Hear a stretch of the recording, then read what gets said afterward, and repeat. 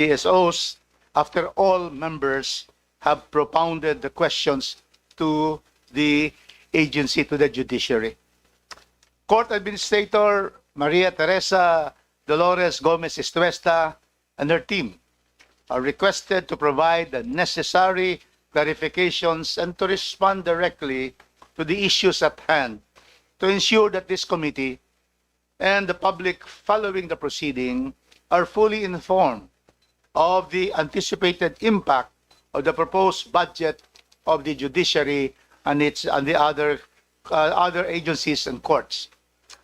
May I remind our distinguished colleagues that each member is allotted 5 minutes for questioning or interpellation, excluding the responses of the resource persons.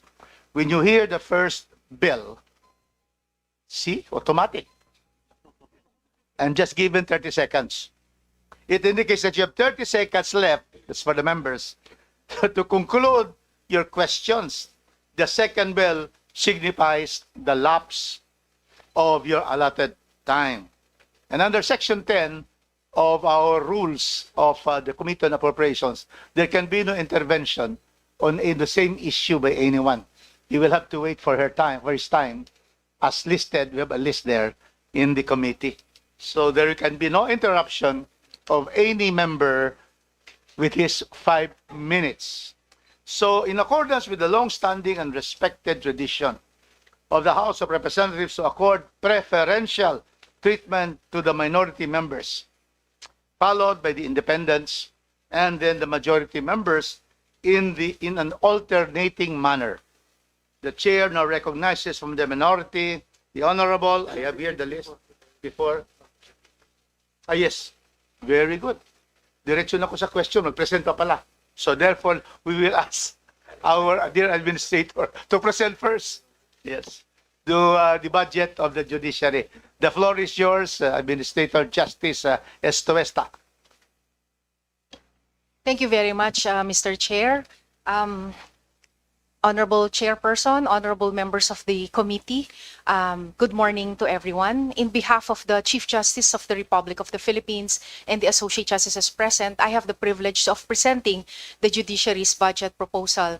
At first, Your Honor, before I do so, we still ride in the wave of the Republic Act 12233, which is the Fiscal Autonomy Act. So we wish to extend our gratitude for the enactment of the law because it will certainly have a monumental impact in the next budget hearings to come, particularly starting 2027. Yes, Your Honor.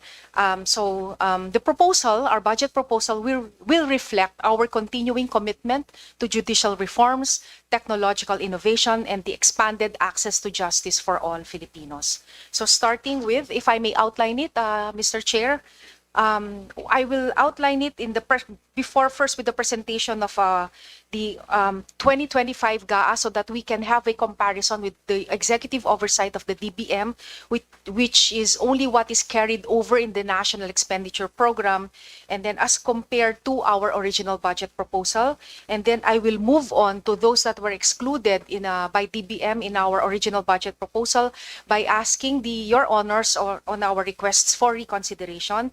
And then I will move on to our budget utilization rate and the state of the judiciary, starting from the plantilla positions, our MFOs or major final outputs, and our flagship projects under the Supreme Court's SPGI.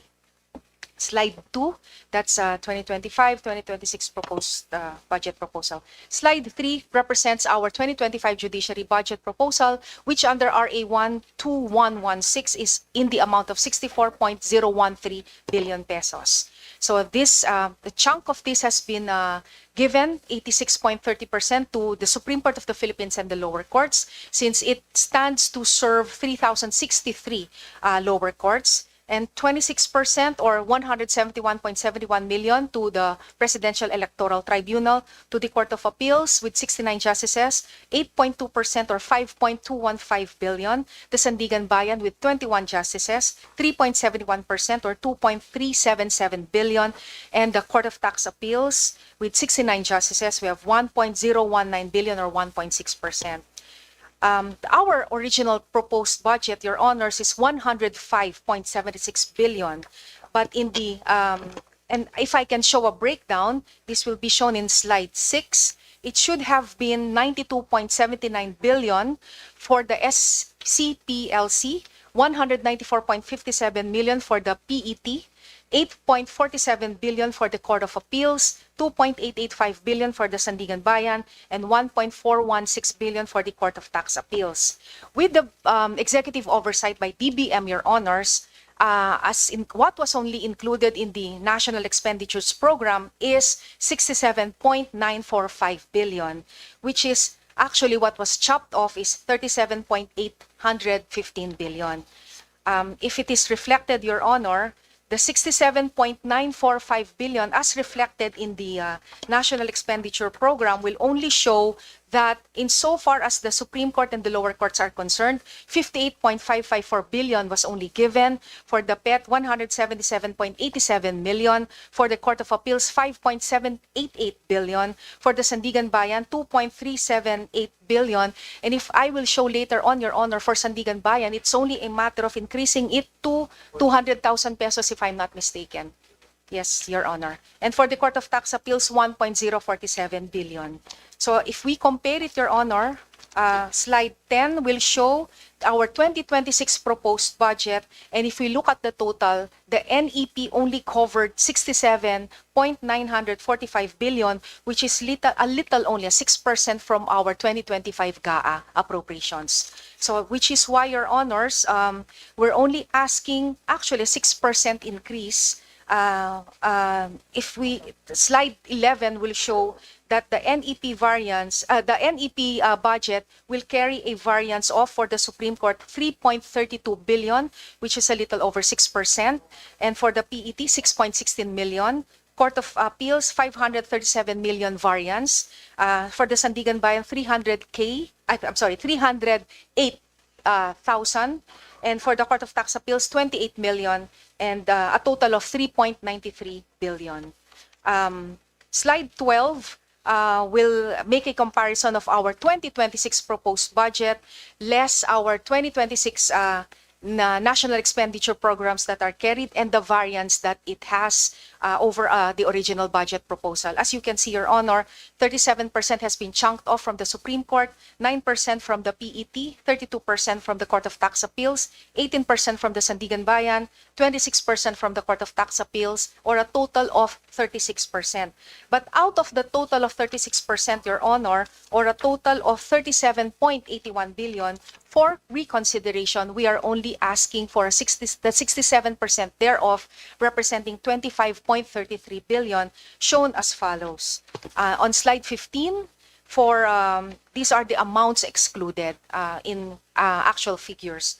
But if I may go into detail, Your Honor, on slide 16, for the Supreme Court and the lower courts, we're asking for a reconsideration of 21.76 billion, reflected as follows. In our personal services, slide 16, the lump sum creation for the new positions, which is really important for us if we are to modernize and digitalize our courts. We have created the Office of the Regional Court Managers, Your Honor. What was carried only in the GAA 2025 are only for 6 positions. The NEP for this year did not carry the 9 other positions, so we have to ask for 375 positions in total, together with the staff complement of the Office of the Regional Court Manager, in the amount of 217.14 million. Likewise, Your Honor, for free access to justice, or what we call the OLAS, Unified Legal Aid Services, we need 45 positions, and these have been excluded in the present NEP, representing the amount of 39.10 million. Likewise, the Office of the Judiciary Marshals, which will provide the security, surveillance, and investigative services for us, we have 1,043 positions that have been excluded, totaling the amount of 710.90 million. And likewise, Social Services and Counseling Division, which is concomitant to the Family Courts Act of 1997, providing positions of social services. 265 positions in the total amount of 256.36 million. Likewise, a reorganized Office of the Bar Confidant, 65.55 million, and for the Office of the Chief Justice and the Associate Justices, 212 positions to help them in their adjudicative matters, or in the amount of 407.10 million. For the lower courts, since there are 10,107 newly created positions that are not yet filled, we are asking a reconsideration of 5.48 billion. Lump sum for reclassification of positions for the lower courts, 4.27 billion, and other compensation for specific groups, such as hazard pay for judges and sheriffs, 504.59 million. Representing maintenance and other operating expenses, Your Honors, operations in particular of the judicial educational arm of the Supreme Court, which is the PhilJA Training Center Office, we are asking a reconsideration of 95.83 million. Likewise, for the 15 ORCMs for their MOOEs, 150 and 75 million. Professional services or our Unified Health Maintenance Organization or the HMO, 781.37 million. And then to answer for our rentals and leases for various newly created courts, 260.74 million or a subtotal of 1.29 billion. For the capital outlay, Your Honors, we are simply requesting for a line item for transportation equipment for 3.5 million and an intangible asset outlay for 1 million or a total of 4.5. For our locally funded projects, Your Honor, construction of our halls of justices, and this referring to the lower courts, we are requesting, Your Honors, for additional funding for the Cagayan de Oro, 2 billion, 4 million. Approve. Thank you very much, Your Honor, coming from Cagayan de Oro. Thank you. For Cebu, 4 billion, 56 million, 349 and 30. And Lapu-Lapu City, 550 million, 652, 372. And a Makati City land acquisition to house our Makati City Courts, 1.9 billion. Or a subtotal of 8.51 billion. Or total amount for reconsideration for SCPLC is 21.76 billion. Moving on to our PET, it will be merely a capital outlay for other machinery and equipment for line item 1 million, furniture and fixtures another million, or a total of 2 million. For the Court of Appeals, Your Honors, personal services, just to restore the deleted amounts reflecting the third tranche of EO 64, salaries and wages, we are asking a reconsideration of 422.43 million, and other personal benefits, 667.35 million, and other personal service items, which are in detail as follows: pera, rata, uniform clothing allowance as follow, and all the others for 407.19 million, or a subtotal of 1.5 billion pesos. For our MOOEs, expenses for traveling, communication, supplies and materials, utilities, training and scholarships, we are, Your Honors, asking for 403.04 million, extraordinary and miscellaneous expenses, professional services and general services, 164.97 million, and other MOOE, 64.33 million, or a total of 632.34 million. For the capital outlay for the Court of Appeals, rehabilitation and improvement of the Manila and Baguio cottages, 119.44 million, the Cebu Court of Appeals building, 221.06 million, and the Cagayan de Oro of Appeals building. Thank you very much, Your Honor. 208.07 million. Machinery and equipment outlay, 5.1 million, or subtotal of 553.67 million.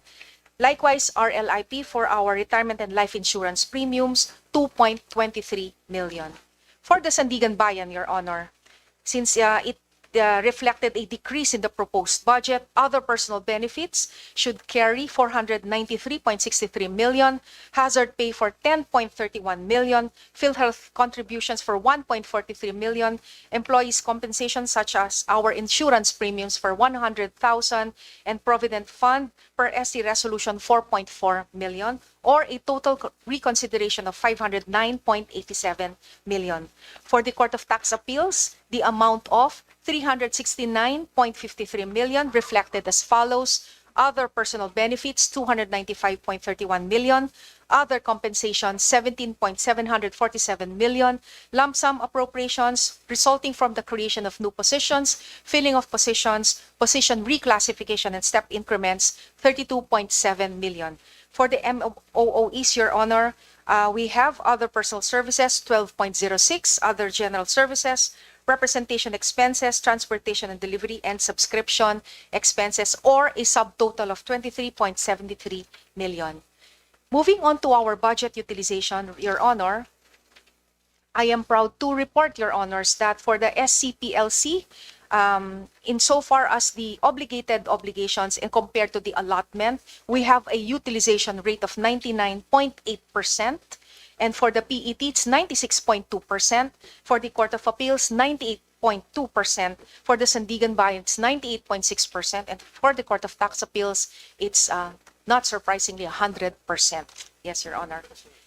And halfway through the year, we are still on target, Your Honors, because as of June 30, 2025, the utilization rate for the Supreme Court is still at 51%, Veterans at 48.2%, Court of Appeals 52.3%, for the Sandigan Bayan, it's 48.8%, and the Court of Tax Appeals at 52.9%. The state of the judiciary, Your Honors, our positions for the Supreme Court, we have authorized permanent positions at 3,252, field positions of which runs at 1,674. For the casual and contractual, we have 796, field positions are 796. Co-terms to the incumbent are 944, field positions are 754. For the lower court judges, Your Honors, we have authorized positions at the RTC, 1,215. Field positions are 1,020. While there are reflected unfilled positions, Your Honor, as of now, let's say there's a total of 530 in all. The JBC has just submitted a letter to the President, a total of, for the RTC, Regional Trial Court, 62 positions, and the first level courts, 85 positions, or a total of 147. And some positions are still being opened, and some positions are still being undergoing screening process. So the 530 may not at all reflect the present number.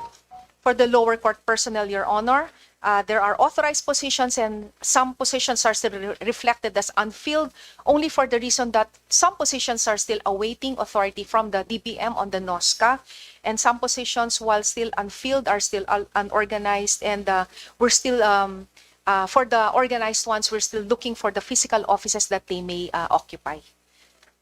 For the, so as of June 30, 2025, for the PET, there are authorized permanent positions of 76, field positions of 1, field co-term position of 69, and there are none for the non-permanent positions. For the Court of Appeals, there are authorized 182 positions, field positions are 923, co-term positions are 599, and the field non-permanent positions or casuals and contractuals are 133.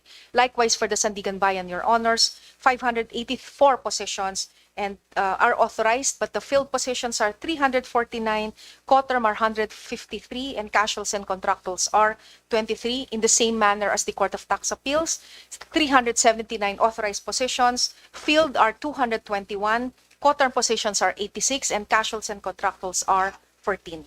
For our major final outputs, Your Honor, for the Supreme Court, we have an accomplishment rate in 2023 compared to our target disposal, an accomplishment rate of 79%. For 2024, target disposal of 6,000 cases, we have an accomplishment rate of 95%. And halfway through this year, for 2025, as of June, 3,000 target disposal, we have a 79% accomplishment rate. Your Honor, Mr. Chair has asked for the number of pending cases for the Supreme Court, and we have already placed it. As of December 2024, it's 12,304, and half of this year, it's 12,943. Yes, Your Honor. Moving on to the second level courts, for our regional trial courts, for 2023, we have an accomplishment rate of 113%, which was increased in 2024 to 117%, running another increase in 2025 as of June of 121%.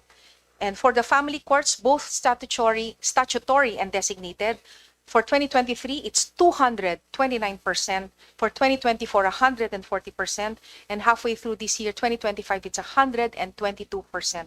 Still a high rate, Your Honor. With pending cases, as of this year, at June 2025, 71,835 cases. For the Sharia District Court, 2023, 168% in 2023. In 2024, it's 157%. And June 2025, it runs a 216 accomplishment rate. The pending cases as of June 2025 is only 288.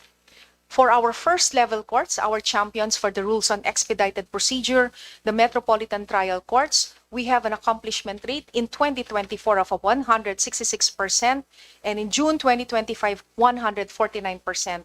For the MTCCs, for 2023, 164%, 2024, 153%, and June 2025, 167%. Same with our MTCs, 2023, 165%, 2024, 137%, and June 2025, 157%. Pending cases for the MTCs alone is only 26,502 compared to the MTCCs 68,437 as of June 2025, and for the METCs 38,789 as of June 2025.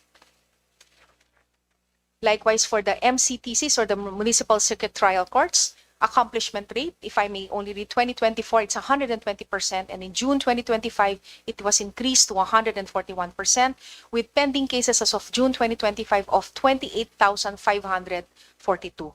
Sharia Circuit Courts, likewise, accomplishment rate of 117% as of 2024, and for June 2025, it's 192%, with pending cases of only 1,406 as of June 2025.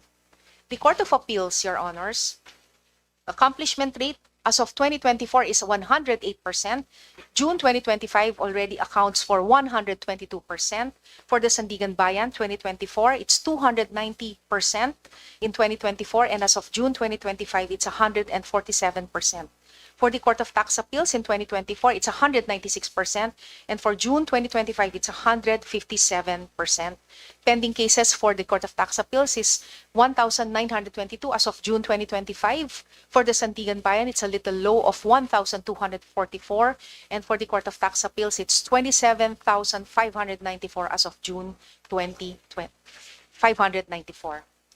Now, within the momentum of the Strategic Plan for Judicial Innovations, these are our judicial reforms, projects, and initiatives highlighted by our ICT projects, Your Honor, or what we now call the Philippine Judiciary Platform.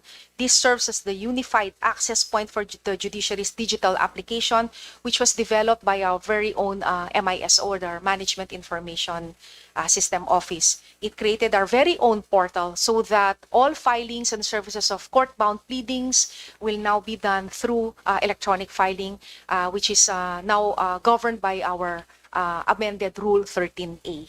And then we have the e-court version 2.0, system 2.0, which is the digitalization of all our court processes, which we hope to be able to attain at the end of the year so that we are now in full throttle by January 2026.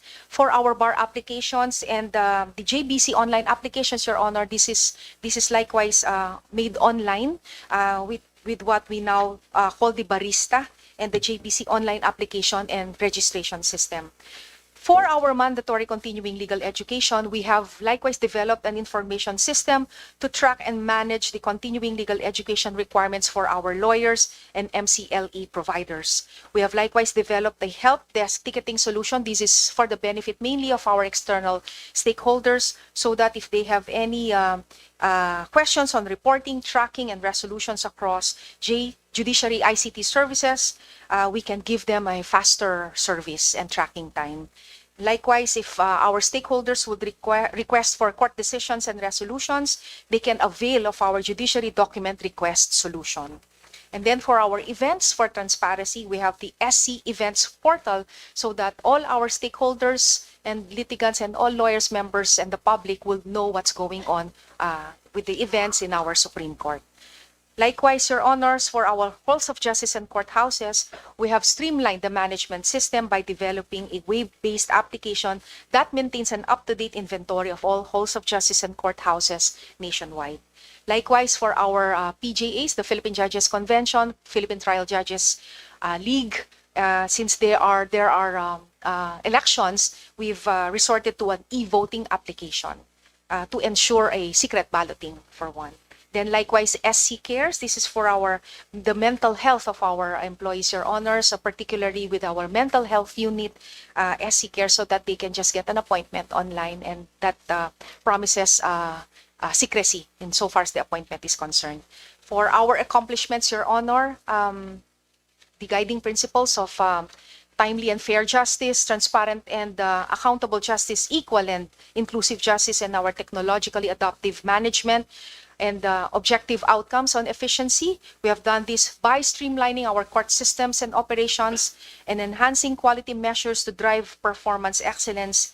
This is where, for our own people, Your Honor, we have developed the Unified Comprehensive Healthcare Plan, so that from Luzon, Visayas, and Mindanao, all members of the judiciary will have a unified HMO. Likewise, we are developing child minding centers. This is a development of our gender and responsiveness for the courts to be able to take care of the families of our women employees. We're likewise strengthening judicial education, and there's likewise a campaign for ethical responsibility, considering that the Code of Professional Responsibility and Accountability has already been amended, and there are undergoing revisions for the new Code of Judicial Conduct for judges and the Code of Conduct for court personnel. Likewise, the operationalization of the Judiciary Marshal's Office. Under the outcome innovation, Your Honor, this is expressed through the modernization of our court processes and operations. We're likewise developing an AI for legal research and other court operations, and we are hoping to fully deploy, as although we have piloted certain courts for the e-court system version 2, and we hope to really fully deploy it by end of the year. Our ICT projects, and then this is very important also, Your Honors, on our network infrastructure for the judiciary, considering our requirements for our ICT equipment and infrastructure. Likewise, all reviews of procedural rules are ongoing, especially on the rules of court, protective writs, rules of procedure for environmental cases, rule on family mediation, and the rule on electronic notarization. For under the objective on access, we're enhancing public access to information and legal services through the development and deployment of intelligent platforms for self-help services, public assistance, and public access to court-related information and services. We're likewise strengthening legal aid initiatives for free legal services by strengthening legal aid programs, and most especially are highlighted by ULAS rules, or the Unified Legal Aid Services. We're likewise strengthening the foundations of the Sharia justice and gender fairness and inclusivity. We have adopted the guidelines for the use of gender fair language in the judiciary and gender fair courtroom etiquette, which is readily available online, Your Honors, available for the members of the bar, and likewise for the public in general. And the conduct of gender sensitivity, and this is continuing, inclusivity, reorientation, and application workshops, and the issuance of guidelines for victim-sensitive courts, and the rules on Filipino Sign Language interpreting in the judiciary. Our Justice Sector Coordinating Council, Your Honor, is a forum for our dialogue on common interests and mechanisms for effective sharing of information in support of the planning and implementation of joint initiatives among our justice sector institutions, and this is between the judiciary, DOJ, and PILG. This is where we discuss processes around how to serve subpoenas, and among others. We've created justice zones, you can see in slide 58, which are now all over the country in Baguio City, Angeles City, Balanga City, Calamba, Zamboanga, Davao, Naga, Cebu, Bacolod, Quezon City, and Tagaytay City. Tri-city. Tri-city. Part of the tri-city. Yes, sir. Just Yes, Your Honor. Yes, Your Honor, thank you. We have likewise created the Office of the Judiciary Marshal, which is under Republic Act 11691. We have already appointed our Chief Marshal in the person of retired Police General Manuel Garland, with his 3 Deputy Marshals, with Attorney or PM General Joel Napoleon M. Coronel, Eric B. Distor, former Senior Deputy Director of the NBI, and retired Colonel Randy O. Remonte. They are very much important in our surveillance security and security services, Your Honors. And for the bar examinations and the just concluded September 2025 bar exams with 11,437 candidates, Your Honors, we have from the number of applicants, that is our with the adoption of 14 local testing centers. It was a successful one, I would say, Your Honor, because it come weather and everything, it really pushed through as scheduled. Thank you, Your Honor. The Sharia special bar exams, likewise, Your Honor, has just been concluded last May 25 and May 28, 2025, with a number of 758 applicants and local testing centers, 1 in NCR and 3 in Mindanao. For Halls of Justice project data, Your Honors, the new construction, 2 projects are completed, 5 are in the implementation stage, and ongoing procurement of works contractor are 9. And for our general repair and rehabilitation, 8 have already been completed, 20 are in their implementation stage, ongoing procurement of works contractor are 6. For refurbishment of office space, we have 24 that are completed, implementation are 4, and ongoing procurement works are 6. For the Philippine Judicial Academy, Your Honor, accomplishment report, as of December 31, 2024, we have arrived at a total of 3,391 core programs, special focus programs numbered 3,050, convention seminars 4,678, and mediation programs 387. Halfway through this year, Your Honor, as of June 30, 2025, our core programs still run a total of 1,599, with special focus programs numbering 1,175, convention seminars 5,180, mediation programs of 208. The judicial positions open for application per report of the Judicial and Bar Council as of December 31, 2024 is 168. As of June 30, 2025, 177. But applications have been processed by JPC and are ongoing. For our MCLE programs, Your Honor, a number of activities have been completed as of from January to December 2024, numbering 324. And as of June 2025, there are 78 MCLE programs that have been undertaken by our MCLE service providers. And that ends the presentation, Your Honor. Thank you very much. Thank you very much, our court administrator, Justice Cuesta, for that very comprehensive and showing the excellent performance of the judiciary. You can see all the increases in terms of percentages of the targets and the actual performance. So now, we now go under the rule that the minority starts the interpellation. We call on Assistant Minority Leader, Attorney Chel Diokno. Please proceed. Thank you, Mr. Chair, and good morning to everyone. Good morning, Your Honor. Unang-una po, bilang isang tagapagtanggol ng karapatang pantao ng 36 na taon, ang mga kliyente ko ay mga nasa basic sectors po natin, mga manggagawa, mga mangingisda, at iba pang mga ordinaryong mamamayan. Sa kanilang pananaw ay medyo mabagal daw ang hustisya, medyo hindi raw patas ang justice dito sa atin. At in their view, maraming nakakalusot na dapat mapanagot, lalong-lalo na yung pagdating sa issues ng corruption. So I'd like to begin my questions with a few questions addressed to the Sandigan Bayan. I was looking at your report, the Honorable Justices, particularly the chart on aging of pending cases. And I noticed that there are 10 cases that have been pending, civil cases that have been pending since 1987. So that is roughly 38 years. Are these cases involving ill-gotten wealth? I know this is before your time. I'm just would like to know for information purposes. Honorable Representative Diokno, may I be given the Yes, chance to please. answer that, Thank since you. I am the representative of the judiciary at this instance?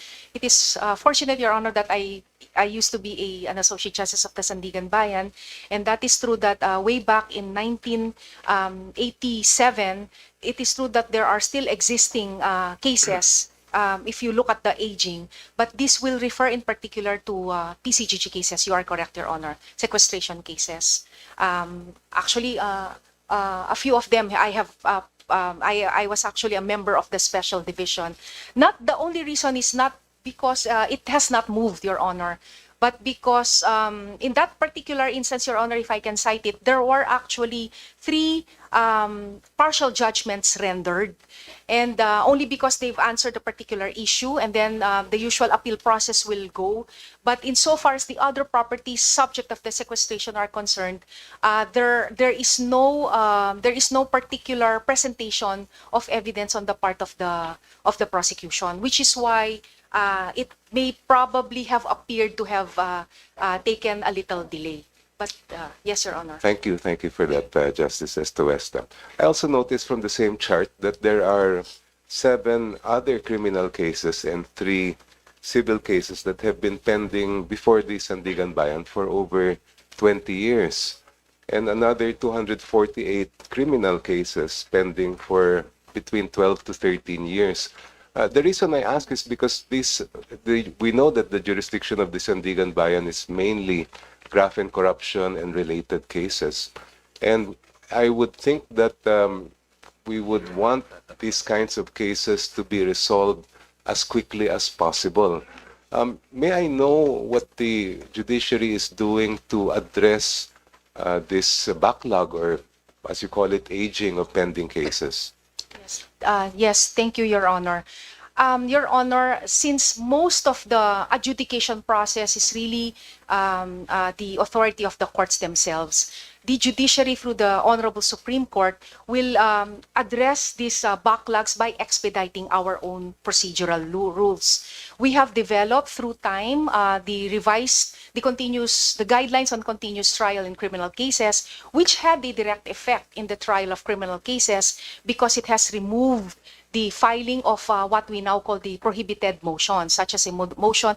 Before, Your Honor, I'm sure you are very much aware of this. Before we can even arraign an accused in a criminal case, there are several motions that we need to rule on, such as a motion to quash. It starts with a motion for judicial determination of probable cause, if not a motion for reconsideration, which is pending before either the prosecutorial office, Office of the Ombudsman, or the DOJ, or the prosecution office, and then followed by a motion to quash. So there are several others. So the continuous guidelines on criminal cases would now render them as prohibited. So it really fast track the trial period. I mean how we try cases before it reaches arraignment and trial. So yes, sir. Interjection. So what are the prohibited motions now in criminal cases? Can you enumerate, so that this Yes, is quite new, no? This will prevent the delay of Yes, Your cases. Honor. You know, with the indulgence of course, our of course, Congressman Mr. Chair. Jokno. Motion for judicial determination of probable cause, Your One, wala na po. Motion to quash unless it is on jurisdiction, res judicata, prescription, or litis pendentia. Motion for motion for reinvestigation. Actually, marami po. Motion for suspension of proceedings. And motion for postponement is one, Your Honor, unless it is an act of God or physical unavailability of the witness. Second one, that there is an exception, except for Motion to quash, Your Honor, unless it is the issue is on jurisdiction, res judicata, prescription, or litis pendentia. Thank you. Yes, Your Honor. So, Congressman Jokno, you can proceed. Thank you, Mr. Your Chair. Honor. Given the clamor nowadays of the people for accountability in terms of graft and corruption and related cases, we do hope that we can speed up all of these aging cases and assure the public as well that all the incoming cases involving large-scale corruption will be resolved as quickly as possible. In connection with that, Madam Justice, may I just know, does the judiciary have a central monitoring system for ensuring that those who are convicted actually serve their sentences? Your Honors, we have a central statistics office that can monitor and track the number of cases that are terminated by the lower courts, including the appellate courts. But once an accused is convicted, Your Honor, the jurisdiction is now with the BJMP, Your Honor, under the Department of Justice. Now, the court can come in when there is a probation applied for, but that still falls now within the jurisdiction of the Parole and Probation Office. How they are served?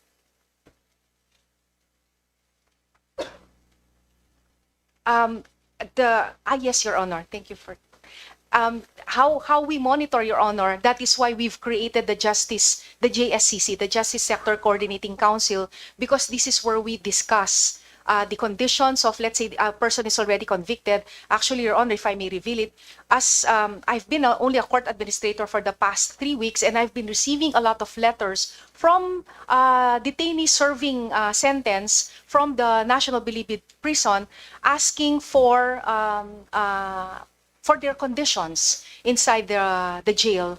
And through the JSCC, Your Honor, we can discuss these matters and help out how the judges and the courts can alleviate their conditions. As a matter of fact, Your Honor, even the Supreme Court, through the court administrator, has mandated the judges to make mandatory jail visits to be able to check on the conditions of the detainees. Meron po. Able to just proceed with this observation. I think there should be a monitoring system. In other words, once there's a conviction, it does not mean that it is already with the BJMP or the police. In other words, the Congressman Diokno is saying that you should know that they are really served. Yes. So how can we go about that aside from this council? We have to make sure that Yes. the justice is rendered, that the decision is executed. Can we hear from our justice? Monitoring of the service of sentence. Yes, Your Honor. It's actually part of the Justice Sector Coordinating Council project, but these are all in the pipeline, Your Honor, because we really need to streamline such procedure. But that is a very relevant concern, Your Honor, because without the streamlined procedure and monitoring, ang nangyayari po kasi, one court, one judge, and then if there is a conviction and then there's a Supreme Court decision that appeals or confirms it or modifies it, then it goes back to the regional trial court. That's the time that the judge is, that's the trigger point to again check on the condition of the detainee or of the convicted accused. But with the JSCC, that's why it's very important, Your Honor, that we form them. These dialogues can be made regularly. Please proceed, Congressman Diokno. Thank you, Mr. Chair. That's precisely the reason why I'm asking.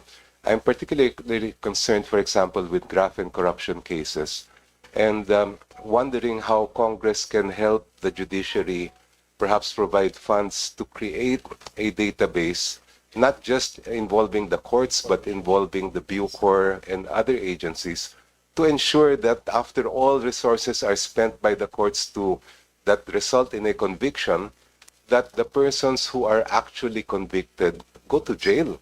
Kasi sayang lang naman po yung oras kung na dumaan na hanggang appeal, na affirm, tapos hindi natin alam kung na-sentensyan at nasa loob na po sila ng kulungan. Yes, po. Just a few more questions, if I may, Mr. Chair.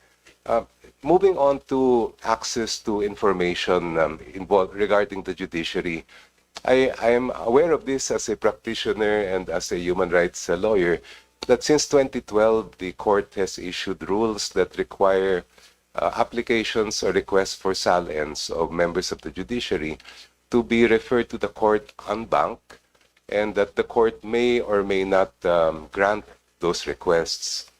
I asked this question in relation to Republic Act 6713, which in my understanding is a purely ministerial obligation on the part of persons holding salience to release them upon payment of a minimal fee.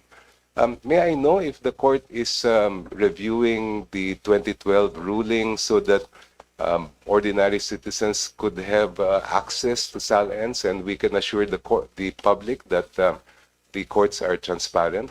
Yes, thank you. Your Honor, it is true that it is, insofar as the members of the judiciary are concerned, it is only through the Supreme Court that approves any requests for release of the SAL-Ns. But we can take it into consideration, Your Honor, so that we can restudy and reevaluate the process, May.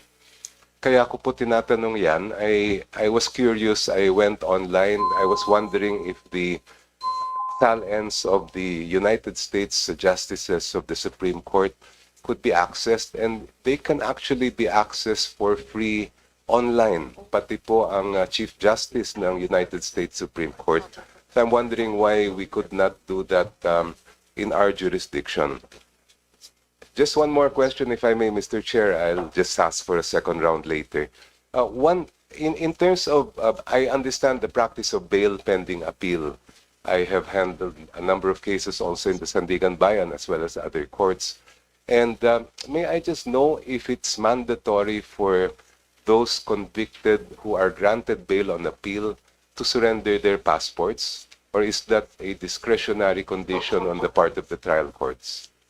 No, Your Honor, because the procedure that should be followed is that the immediate filing of an information, there should already be the issuance of a hold departure order. So even without the surrender of the passport, Your Honor, anyone that has been filed a criminal case should not leave the country because of the hold departure order. Again, I'm sorry, Yes. Madam Justice. The reason I ask is because in other jurisdictions, it is a common practice to require the surrender of the passport to ensure, kasi po kung hold departure order lang po yan, baka makalusot. Pero kung nasa court's custody ang passport, then hindi na talaga makakalabas ang convicted person unless, of course, makahanap siya ng ibang paraan. Perhaps that's something that the Yes, court may... We will take that into consideration again, Your Honor. Thank you. But rest assured, Your Honor, that if, let's say, there is a person who is accused in a criminal case, they cannot leave the country until and unless they ask for leave for travel. Thank you But very much. cancellation and surrender of a passport is one consideration. Thank you po. Thank you very much, Your Honors. Thank you, Mr. Chair. Thank you, Congressman Chell. And we go now to the majority. And the first on the list for the majority is the Honorable Representative Salvador Plato. Good morning. Thank you, Mr. Chair. Maraming salamat sa ating mga ginagalang kasama sa Judiciary. Magandang umaga po sa inyo lahat. Magandang umaga po, Your Honor. Salamat po sa very comprehensive presentation. Nakita ko na kanina yung dapat ko sanang itanong tungkol sa mga judicial and judicial vacancies. Ganito na lang po sana kung anong pwede. Kung ano po plano ng ating judiciary upang mapunuan ang mga vacancies, lalong-lalo sa mga underserved region. How does the proposed budget ensure competitive salaries and benefits for judges and court employees to attract and retain qualified legal professionals? Thank you, Mr. Chair. Your Honor, right now we are undergoing a process mapping of the positions of the judiciary, and this is where equity comes in. We value our members, and we do know that as an independence of the judiciary, we need to give them morale, and we need to make them feel that they are valued by the judiciary. So the process mapping will help out in assessing all of these factors, so that, let's say, from the lowest ranking employee, such as a utility or a messenger, can be given a higher salary rate, but not necessarily a change of salary grade, by making him or her feel that they are valuable members of the judiciary. Yes, Thank Your you for that response, Mr. Chair, Administrator Escueta. Tungkol po sa, mapalad po tayo, kasama tayo nung pirmahan natin Pangulo, yung Judicial Fiscal Autonomy Act na ako isang co-author din po doon. Thank you po. Tanong ko lang po sana, how will the new Judiciary Trust Fund be managed? Are there new roles for its disbursement? And how will it be used, be made more transparent to Congress and the public? Kasi po, isang nakalagang layunin ng Judiciary Fiscal Autonomy Act ay ma-advance ang sistema ng Judiciary at isang paraan para sa pag-digitalize ng mga proseso tulad ng electronic filing, electronic payment, and online hearings. Mari po bang malaman kung anong plano na nakalatag para sa sistema na ito, Madam Chair? Mr. Chair. Thank you po, Your Honor.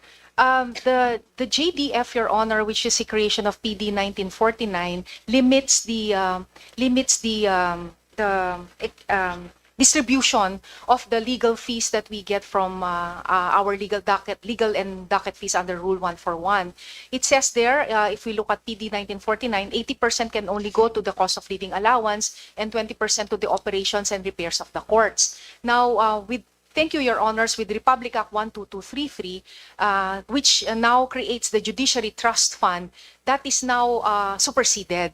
So the Chief Justice now can now modify or re-allot allotment class from one to the other, except, of course, the capital outlay, by prioritizing which one has needs. Is it personal services? Is it maintenance? Or is it the anything from our from PS to MOOE, which is not found in the JDF. But how do we spend it, Your Honors? Everything now is everything now is concentrated. But as of present, Your Honor, because it is likewise a provision of RA 12233, a TWG has been formed to be able to craft how do we really go about it, Your Honor. So how to spend it? It is about to be crafted, no, by the TWG members of the IRR of the Judiciary of the Fiscal Autonomy Act. Thank you, Your Honors. Thank you. As a point of information, I have here the Republic Act 12233, of which Congressman Plato is the co-author and I'm the principal co-author. And here, Section 5 is regarding regards Judiciary Trust Fund.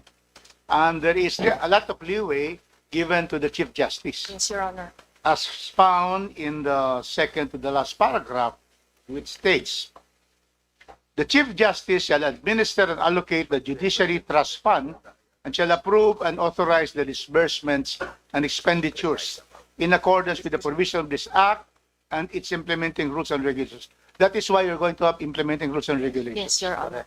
The amounts accruing to the Judiciary Trust Fund, which is legal fees, according to Rule 141 of the Rules of Court and the existing funds of the JDF, and all interest and income derived from Judiciary Trust Fund, the interest on the income, shall be deposited by the Chief Justice or duly authorized representative in an authorized government depository bank. All expenditures and revenues of the Judiciary Trust Fund is very important to be able to have transparency, shall be subject to post-audit by the COA under pertinent rules and regulations. So this Yes, is sir. just a point of information to everyone that we have Republic Act 12233 just signed last August 15 by the President. Yes, sir. So kindly proceed, Congressman Plato. Thank you, Mr. Chair. Kaya po bilang member ng Appropriations Committee, I am duty-bound to manifest my full support to the proposed budget of the Judiciary for the year 2026. Thank you, Mr. Chair. Thank you Madam. very much, Your Honor. Thank you very much, Congressman Plato, for that statement of support. We now go back to the minority, and I'm happy to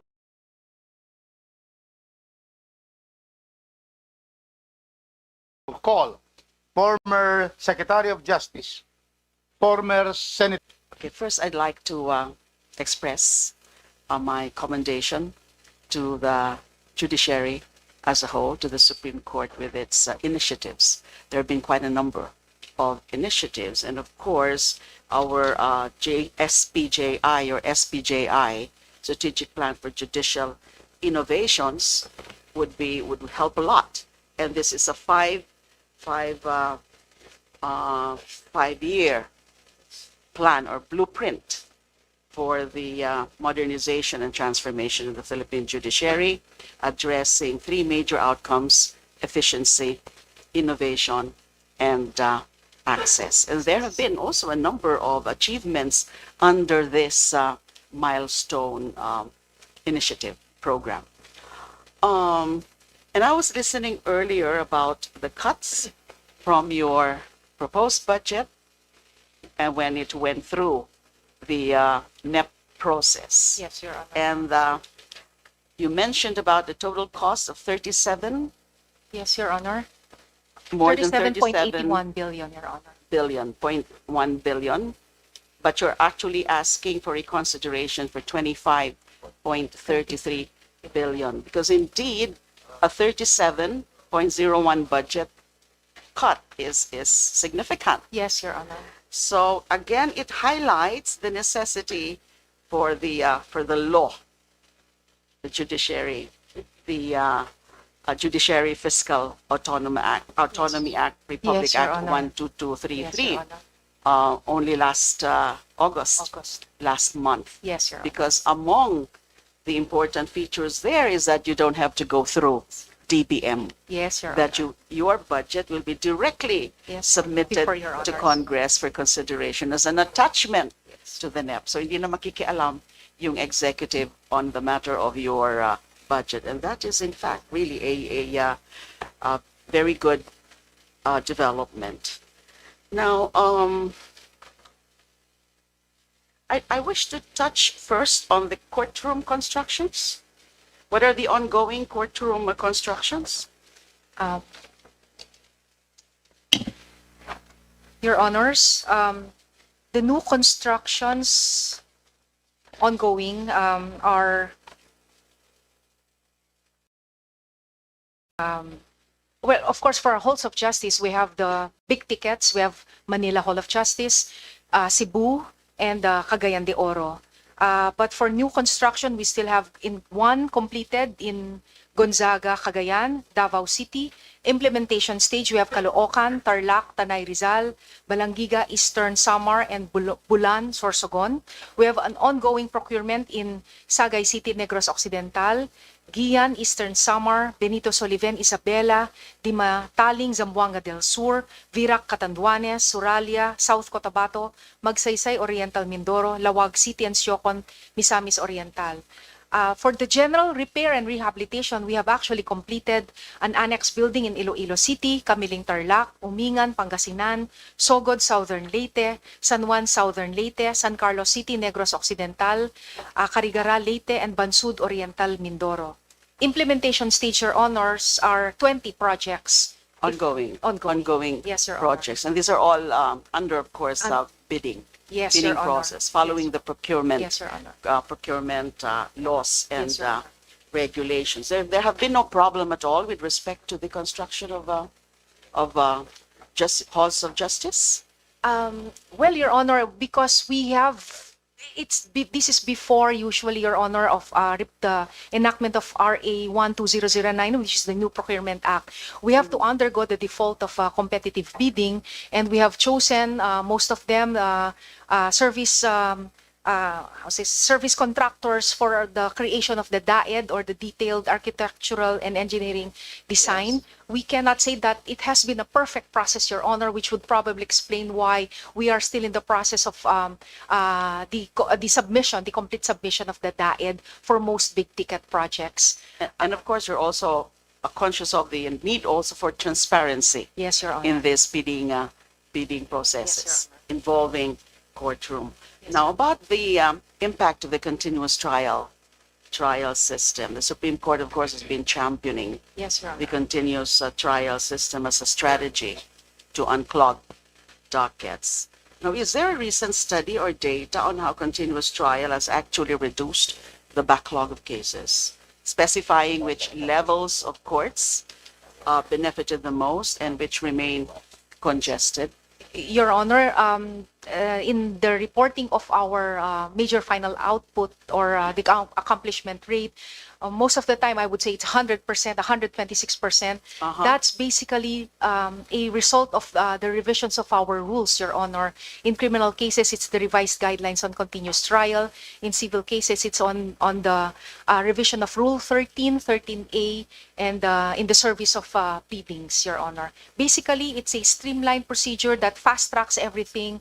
We put a timeline for it, which is why there is now a faster delivery of decisions and resolutions from So the the courts. continuous trial system, although overall it's been ideal Yes, Your and it's Honor. being followed, but Yes, there are in fact really cases of Yes, Your Honor. delays and not really being compliant with the continuous trial. Yes, Your Honor. Continuous trial Yes, Your system. Honor. Yes, Your Because Honor. it would take 5 years, 7 years, just like Yes, Your Honor. the disposition of the cases against me. Now, I also Yes. understand that the delays are often caused by other justice sector agencies. And you mentioned about the JSCC. Kasi yung delays hindi lamang on the part of the judges. Yes, Your And Honors. would also on the part of the DOJ through the prosecutors and even the public attorney's office. And you mentioned earlier about, there are always various strategies and motions being filed just to delay. So in that regard, the mechanisms in dealing with those delays attributed to the other justice sector actors are actually addressed through the JSCC. Is that the only mechanism you have now?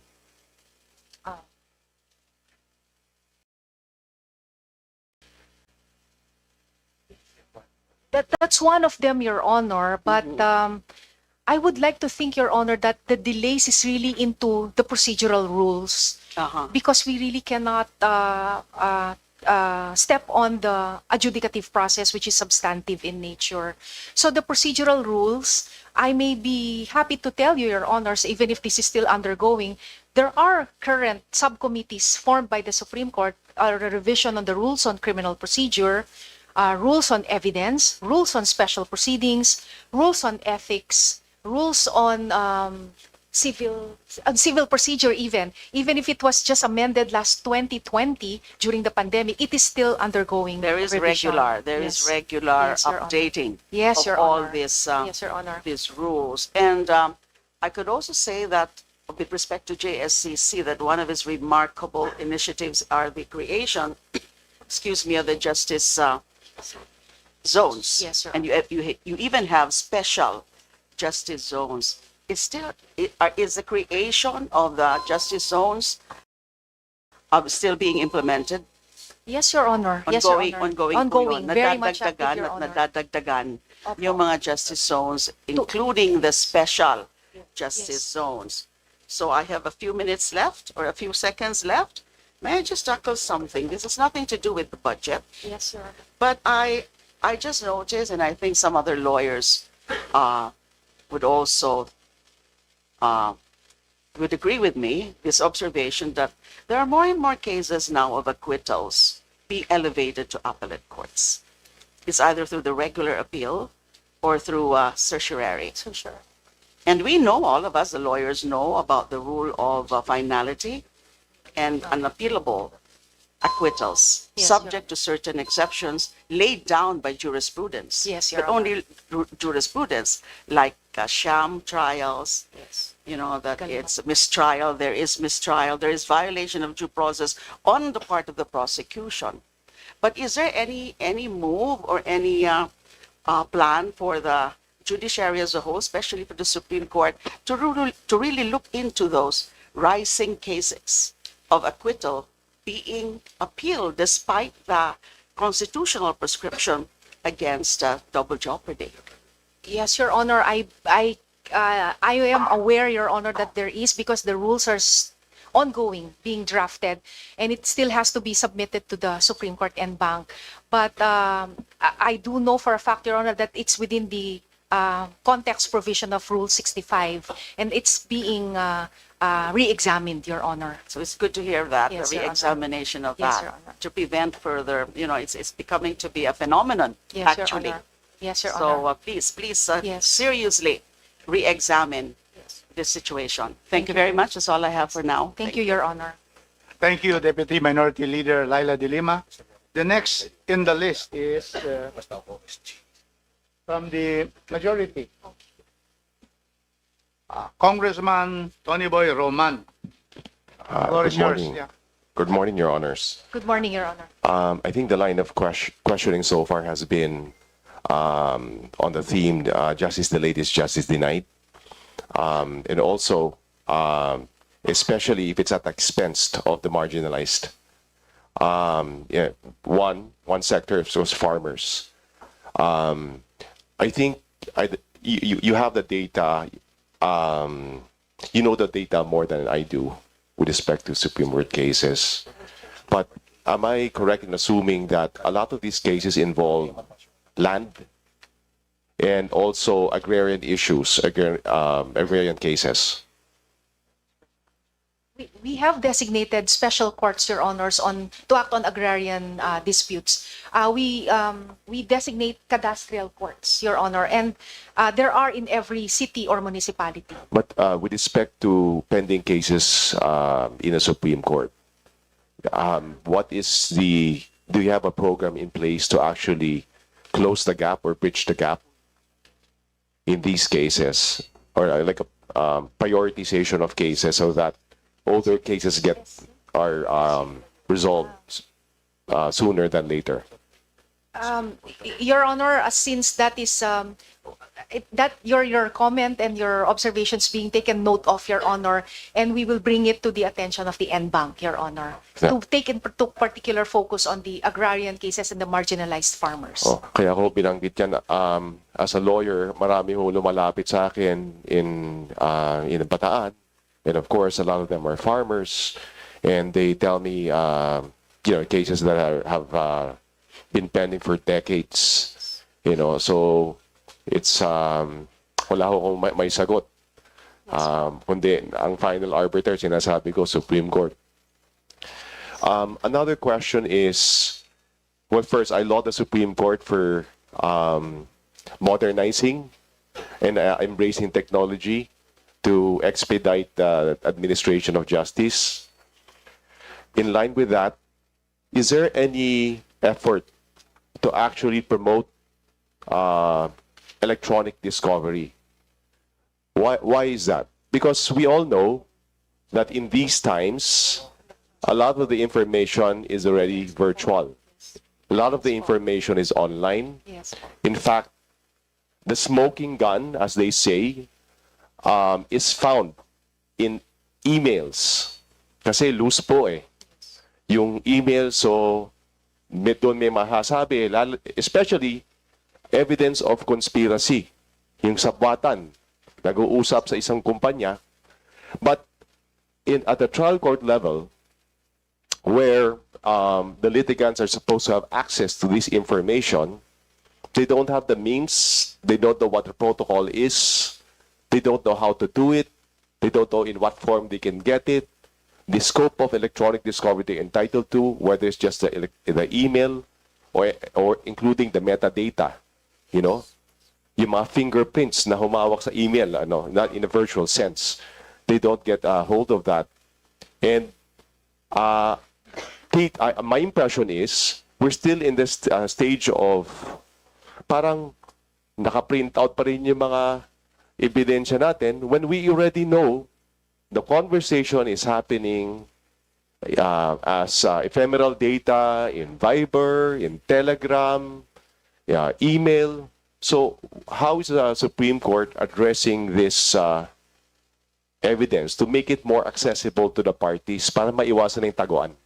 Thank you, Your Honor. Other than the rules on electronic evidence, there is a subcommittee, again, Your Honor, on redrafting rules on evidence. And we will take note of that, Your Honor, and bring it to as one of their items for discussion and deliberation. It's still ongoing, Your Honor. Yes, Your Honor. Is there an effort to make discovery electronic along the along that Yes. line? Yes, Your And make Honor. electronic discovery, especially electronic discovery, mandatory, Yes, Your Honor. so that the party is obligated to actually sit down with the adverse party and come up with a discovery protocol so that they can exchange information so that the information will inform decisions and we will have better decisions. Yes, Your Honor. Thank you. We will. Meron. Yes. Second po yung sa in your presentation po earlier, I see yung mga technological reforms that you've been doing, which is great, the electronic filing. Meron na ho bang electronic filing at a trial court level and at a court of appeals? Yes, Okay, yes, that- Your Honor. That's good to know. Yes, it actually started with the civil cases, and the pilot port for criminal cases is with the Sandigan Bayan. Oh, very Yes, good. Your Honor. Is there an effort to authorize yung electronic notary, e-notary, and what is the status po of that? And if is a e-notary project reflected in the proposed budget? Yes, Your Honor. It is. Yes, Your Honor, it should be reflected in the budget because it is in the redrafting again of our rules on e-notarization. How much was the budget which for is that? ongoing. How big was the budget? There's wala naman pong particular. Subject to bidding, or Thank you po. There is,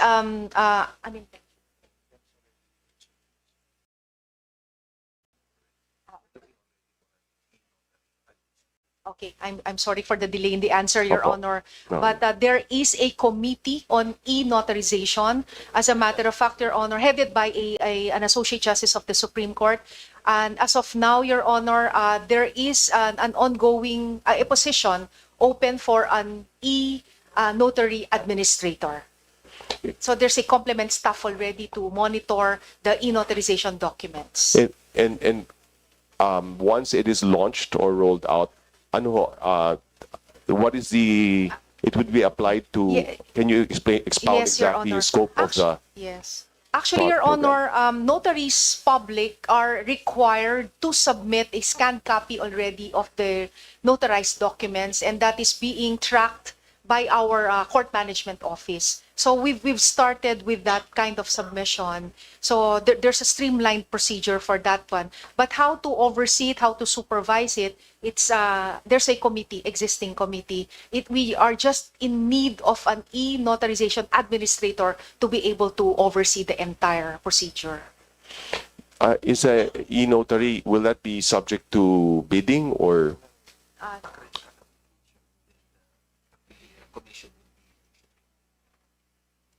Not a bidding, Your Honor. It's an app. It's an accreditation of. Sorry. Okay. Oo naman. Sorry po. I seem to have misunderstood your question, but I get it now. Isn't it, Your Honor, that notaries public, simply because you're a lawyer, you're not automatically a notary public.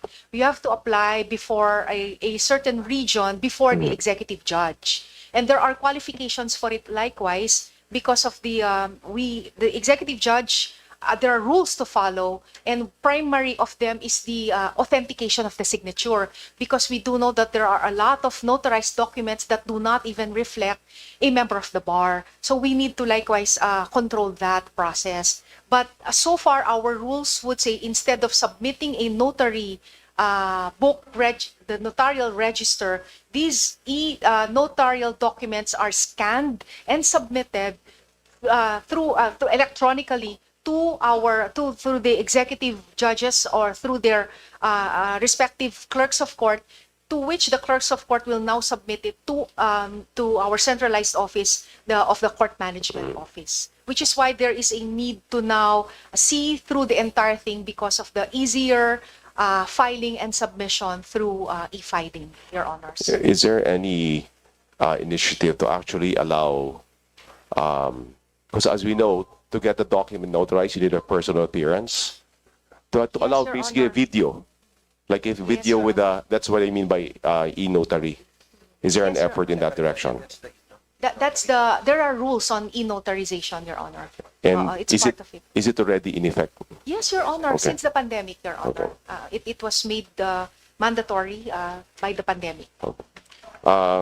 Last few questions. Regarding sa trial court po, is there an effort to promote to make it more to basically promote more frequent communication between the judge and the litigating parties? So more teleconferences, more letter writing, instead of having to file motions every time, or maybe a way of screening motions, like having a pre-motion hearing or conference, just to expedite the process and not be sort of held back by formalities in procedures. Yes, Your Honor. We have actually, we're encouraging the use of video conferencing to be able to have a higher or wider reach out to our litigants. But insofar as the procedure on how to a judge to personally communicate with the litigants before a formal trial can begin, this is where we really take advantage of our pre-trial conferences, Your Honor, because everything has to be laid out there. If there's a possibility to even compromise it, we refer them to court annex mediation, even exercise an alternative dispute resolution through, with the judge, even judicial dispute resolution. Can I ask one more last question? I have 30 seconds. Last question, Congressman Roman. Okay. Last question. For the convenience of lawyers, is there an effort to have a hub or database of MCLE programs so that lawyers who are senior enough can just borrow programs from a library, and then just subject to verification of their attendance, they can comply with their MCLE requirements? Yes, Your Honor. Actually, most of some MCLE providers offer online remote at courses. I have attended, actually. I've seen my son attend one of them. So it's really ideal for those who are required to submit MCLE compliance, but they cannot do so because of illnesses, because of they're physically challenged, or by reason of age. There are courses available, Your Honor. Yeah, thank you, Congressman Roman. I'd just like to pursue that question. So now, entirely, an MCLE can be online? Can you clarify that? Entirely? So that an applicant, a lawyer, can get that online for all the, is it 36 units? Yes. Yes. Credit. So is that available now? There are available courses online, Your Honor. Out already, yeah? Full. There are also hybrid. There are also face-to-face. I'm referring to full. Yes. Full online. Yes. It's allowed. Yes, Your Honor. Yes, it is allowed. Thank you. So that answers the question for seniors like us. Opo. And the list is going now to the minority. We have Assistant Minority Leader JP Padiernos over here. Yes. Thank you, Mr. Chair. Magandang umaga po sa ating judiciary. Of course, our Supreme Court, Sandigan Bayan, Court of Appeals, Tax Appeals, and the OCA. I'd like to commend the OCA for a good presentation a while ago. Mukhang we are in good hands kasi katabi mo pa yung mga former OCA natin. Opo, maraming si salamat Justice po, Your Honor. Mardas and Justice Yes po. Villanueva. Yes po. So, a lot of the questions were actually propounded already, and i-touch upon ko lang po yung sa ating dockets na in 2023, yung congested dockets po natin na pending case stood at 616,458 and nag-increase pa po ito by 3.5% in 2024, now totaling 637,919. So, alam ko po, nasagot nyo na po kanina with the rules that you're trying to amend now. But I hope we can get a commitment from the judiciary that we can really improve this so that we can, sabi nga po ni Kong Roman, di ba? Justice delayed is justice denied. Can we get that commitment first from the judiciary po? Yes, Your Honor. Yes, Your Honor. We have the commitment actually, which is why the SPJI is really ushers in everything. That's why the guiding principle is timely, accessible justice, so that we deliver justice in real time.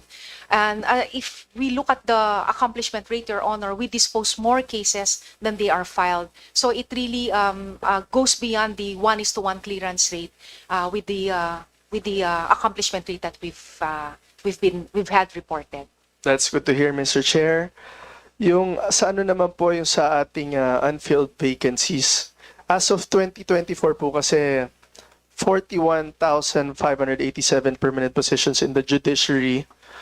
12,000 po doon remain unfilled. And 95% po nun ay sa SCLC alone. So, of course, it's imperative that we rationalize the judiciary's unfilled position in the context of our Government Optimization Act. So, may quick question lang po ako doon. Do we continue to experience shortages po of judges and court personnel to handle the caseloads? Or what's the underlying reason po for the unfilled position? The process of filling in the positions, Your Honor, is really continuous because we from the court administrator we keep requesting the JBC to fill the positions, but there is a certain process, if I may reveal it, Your Honor. Sometimes positions are created, but we still need it undergoes a process because we need to get DBM's NOSCA. But hopefully, moving forward with the Republic Act 12233, if DBM does not give the NOSCA within 120 days, then the Supreme Court through the NBank, through the Chief Justice, may be able to undergo appropriate remedies with which to cure it. So the waiting process is no longer, it's a little bit mitigated. But filling in positions, Your Honor, other than the NOSCA, we need to find a physical office for the judge and the complement staff, which is why, Your Honor, if I make an appeal likewise, thank you very much for creating or enacting laws to create positions. But we do hope and pray that with this creation of additional positions, the office will likewise be considered, the physical office. Because sometimes we need to, there's a staff involved, but there is no office to accompany the personnel and the judge himself or herself. Thank you, Mr. Chair. On to the technological advancement and digitalization, I just wanted to commend the judiciary for its efforts on transitioning into the digital era, particularly with the implementation of electronic filing. So this innovation has not only improved the speed and efficiency of filing processes, but also reduced the reliance on paper-based pleadings. Alam niyo po, I used to practice law. I did litigation for a while, and ngayon with all these developments, parang nakakamiss. But definitely, I'd like to commend, of course, yung minention din po ni Kong Roman, yung ating e-notary. That's a good development also for the judiciary. On to my last topic po on judiciary marshal. So, Mr. Chair, the creation of the judiciary marshals under RA 11691 was meant to respond to threats and attacks against judges and court personnel. As we discuss the budget, it is important to look at how far implementation has gone and what resources are needed to make this office truly effective. My first question po, as on staffing and deployment, what is the current staffing complement of the Office of the Judiciary Marshals, and how does this compare with the proposed staffing pattern? As of now, Your Honor, they're only the heads of the offices through retired Police General Manuel R. Garland and his 3 deputy marshals are appointed. The complement staff are yet to be appointed. If I'm not mistaken, that should amount to 1,043 positions, Your Honor. And it is actually included in our MR, requests for reconsideration. So in the amount of 710,904,464. So 1,043 positions. Is this, Mr. Chair, the targeted number of marshals in 2026 or? Yes, Your Honor, 2026. So in the meantime, we have to be the Office of the Judiciary Marshals have to simply deliver their best with what they have as of now. Mr. Chair, pwede po ba natin malaman how much funding po ang na-allocate sa OJM in the 2026 NEP? And is this sufficient to cover its immediate operational requirements? It is not sufficient, Your Honor, which is why we are asking that it be included in the budget, Your Honor. With the indulgence of Congressman Padiernos, the 1,043, where are they supposed to be assigned to? So that, yeah, who? Which judges? It's nationwide, correct, but RTC, CA, and so, can you tell us the plan for the 1,043? So that we'll exactly know, if we fund this amount that you requested, then who will be protected by this 1,043 marshals? The deputy marshal should represent Luzon, Visayas, and Mindanao, Your Honor. The complement staff, The 143. yes, Your Honor. 1,043. Sino yung ikuan nila? Safeguard. Supposedly, Your Honor, where the office of, because we've decentralized some of the functions of the court administrator through the creation of the office of the regional court managers. So where a regional court manager is, there is likewise, ideally, Your Honor, with the 1,403 staffs of the Judiciary Marshal's office, there should likewise be a member of the Office of the Judiciary Marshal, so that they can have a better coordination with the judges and with the Judiciary Marshals alike and the staff. Still unclear to me because we're talking here of 1,043, granting that we will work on that. There will be regional judiciary, okay, offices. But who exactly, how can they protect? Because we want protection of our judges and justices. How can that be? Like, how many will be assigned to the Court of Appeals? How many will be assigned to the Sandigan Bayan? How many will be assigned to the Court of Tax Appeals? How many to the RTCs? Are the MTCs, MPCCs also covered by these marshals? Where will they be based? Your Honor, as of now, because of the number of judges that we have, 3,063 only for lower courts, other than the appellate level courts, it is not expected that in each court there is a judiciary marshal. We still need to station them, Your Honor, as a process of deployment. And the best way to station them, as how we foresee it now, Your Honor, is where the station of the Office of the Regional Court Manager is. Can you submit to this committee? Yes, Your Honor. Yes, before po. the plenary, Deployment. the assignment, the proposed assignments Yes, po. of this 1,043, Yes, so that it can help us in the plenary be able to explain, because there may be questions on how Yes, they will Your be Honor. deployed. Thank you. Can you Yes, proceed, Your Honor. Thank you, Congressman Your Padierno? Thank you, Mr. Chair. Going along, Mr. Chair, just wanted to know also, are there identified funding gaps, particularly for recruitment, training, and equipment that we should here in Congress consider addressing?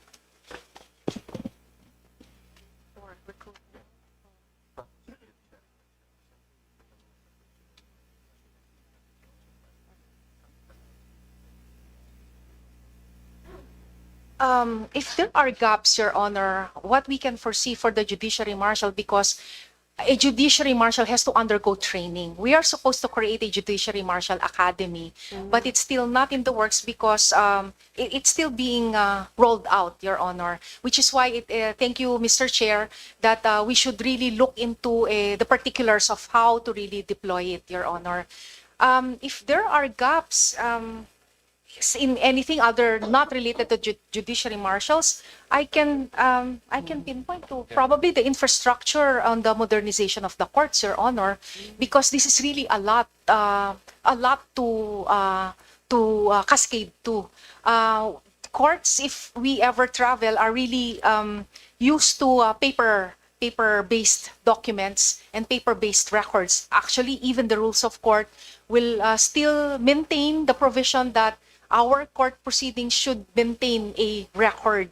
So the deployment will it should be gradually, which is why we are likewise strategizing how to ask for our budget, but that is eventually the plan, the strategic plan, Your Honor. Thank you, Mr. Chair. So on my last point for the Judiciary Marshal, can the Judiciary commit to submitting a clear roadmap with milestones and budget requirements for the full operationalization of the OGM in the next 3 to 5 years? Yes, Your Honor. Okay, Yes, Your thank Honor. you. Thank you. So finally, this representation fully supports the funding for the Judiciary Marshals as kailangan po talaga natin to. And as from my knowledge, iba pong bansa meron din ganito. Yes po. So we can protect the integrity and independence of the judiciary. So, especially their safety also. So, Mr. Chair, I'd just like to make my last manifestation. This representation fully supports, not only fully supports the proposed budget of the judiciary, but also proposes for the increase or to augment the budget of the judiciary para po sa ating mga kababayan, lalo na po ma-improve ang ating justice system. And yun lang po, maraming salamat po. At last point lang po, it's isa pong malaking karangalan makaharap po ang ating mga justices. As a former practitioner, it's a really great honor. Maraming salamat po, Mr. Chair. Maraming salamat po, Your Honor. Thank you, Minority Leader JP Padiernos, for your statement of support not only to approve the NEP proposed budget, but to increase it. Yes, Your Honor. That is music to our ears. Thank you. Thank you, So Your we Honor. proceed now to the next interpellator, who will be the Honorable Vice Chair Brian Poe. Maraming salamat, Mr. Chair. And of course, to our justices, maraming salamat po sa inyong oras. Tulad ng sinabi ni Congressman Padiernos, isang malaking karangalan po ito para sa akin na naging Vice Chair po ako sa inyong pandinig para sa budget niyo po. So to begin, when it comes to the needs of our constituents, malapit talaga sa puso ng mga kababayan natin ang hustisya. So with that being said, I actually want to highlight some of the efforts of the judiciary, specifically yung e-courts and our video conferencing. I believe when we started these programs way back, we saw an initial uptick in the number of cases that we were able to hear. Do you have any of the current statistics on e-courts and video conferencing? How many cases have been processed through e-courts? As of now, Your Honor, we do not have we are not in possession of the exact statistics, but we can provide it, Your Honor. Thank you. Maraming salamat po. It's something that I want to showcase to our kababayans to show that justice is accessible. No. Yes, sir. Thank you, Your Honor. On that note, may I ask what is being done to improve our e-court system, our video conferencing, para maging mas accessible para sa mga kababayan natin?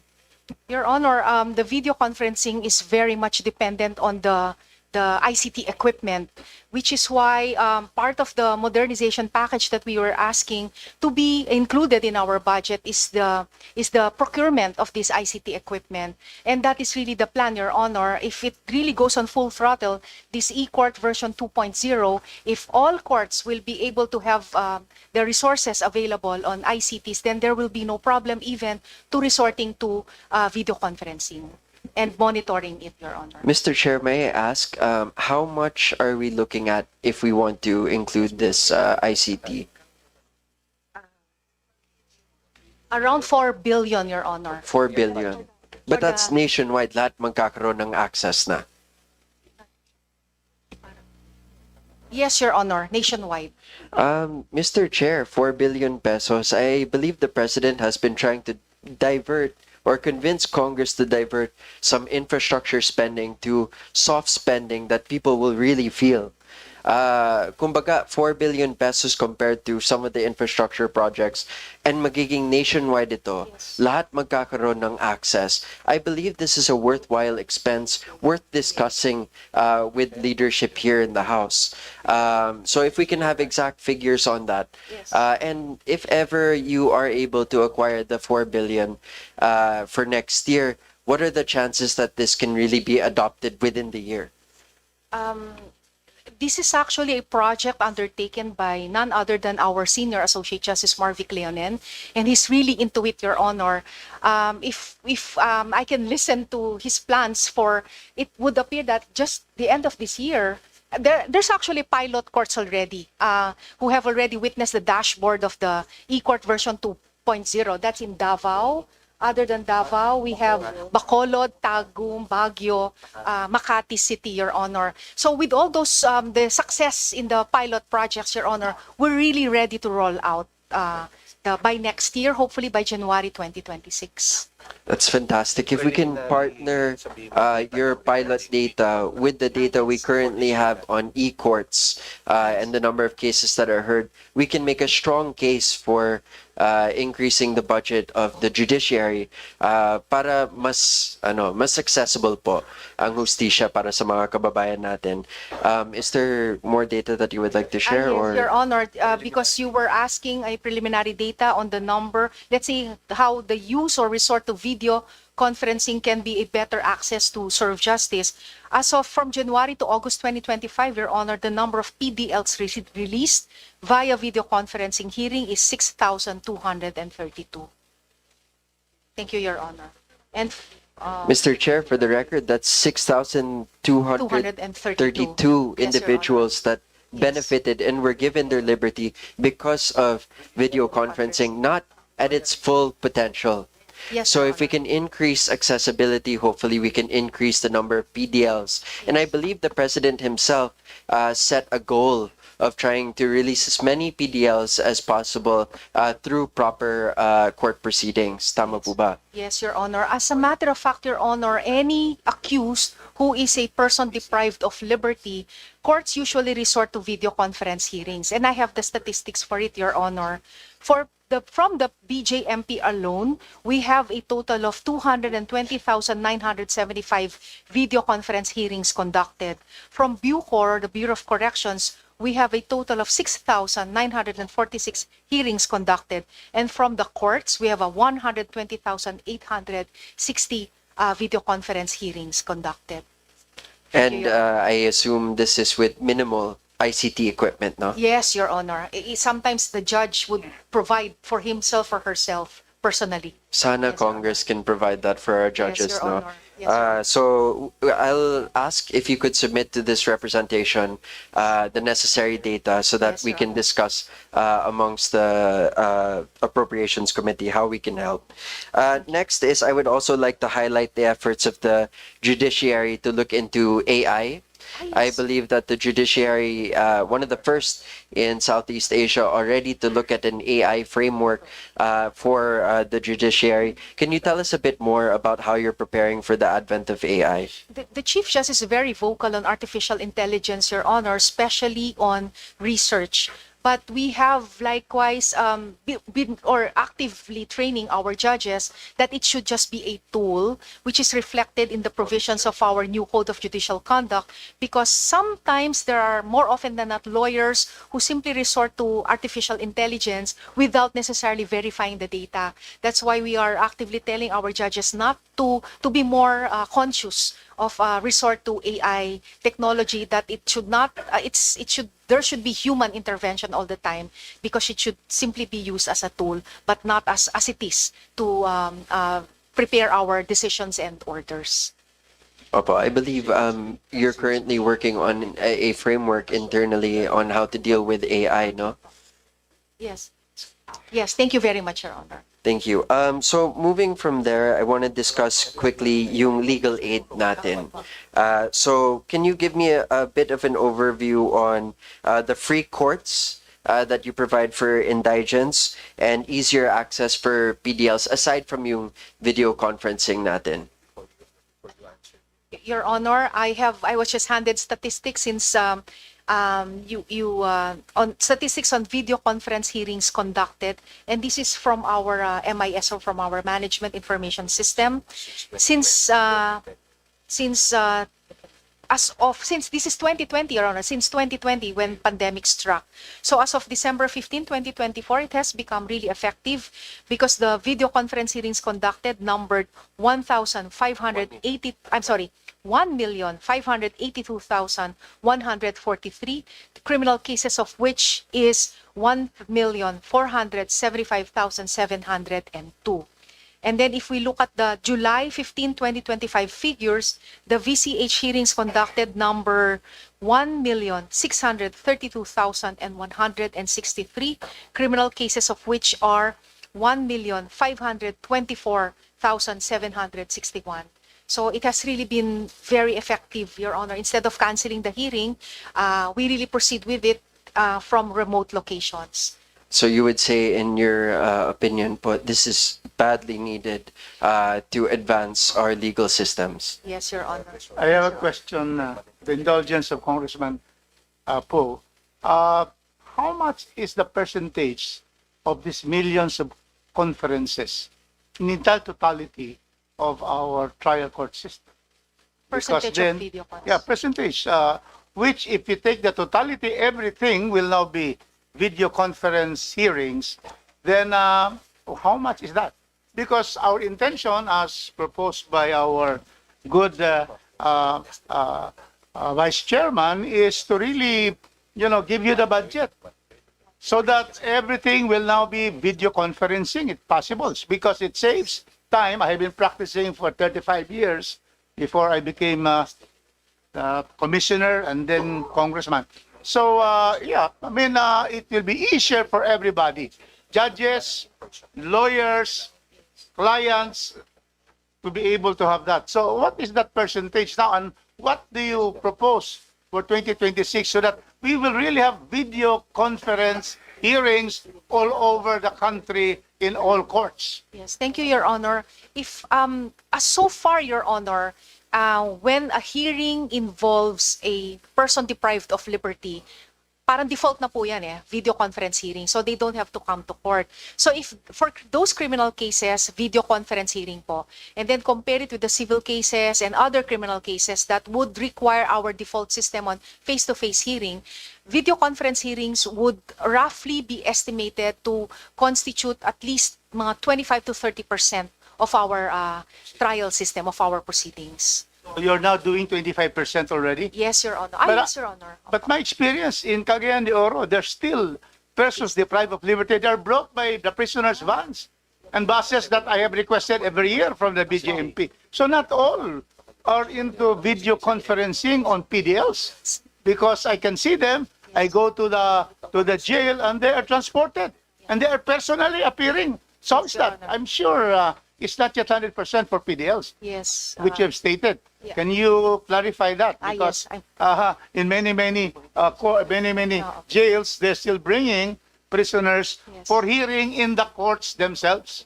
yes. Can we have the explanation? Let me correct it po, Your Honor. I'm sorry for that. While the courts are ready to conduct video conference hearings, sometimes there are variables that we need to factor in, such as the lack of equipment from the jail facility itself or lack of Wi-Fi access. So that can happen, Your Honor. So if Intend to also install. It will not be the BJMP that will be purchasing this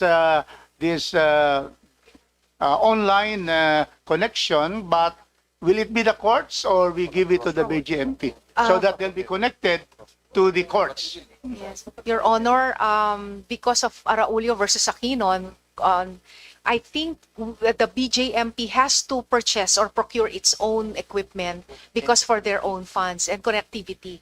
That will be from DOJ funding, Your Honor. Perhaps Let's just focus Yes. on the judiciary.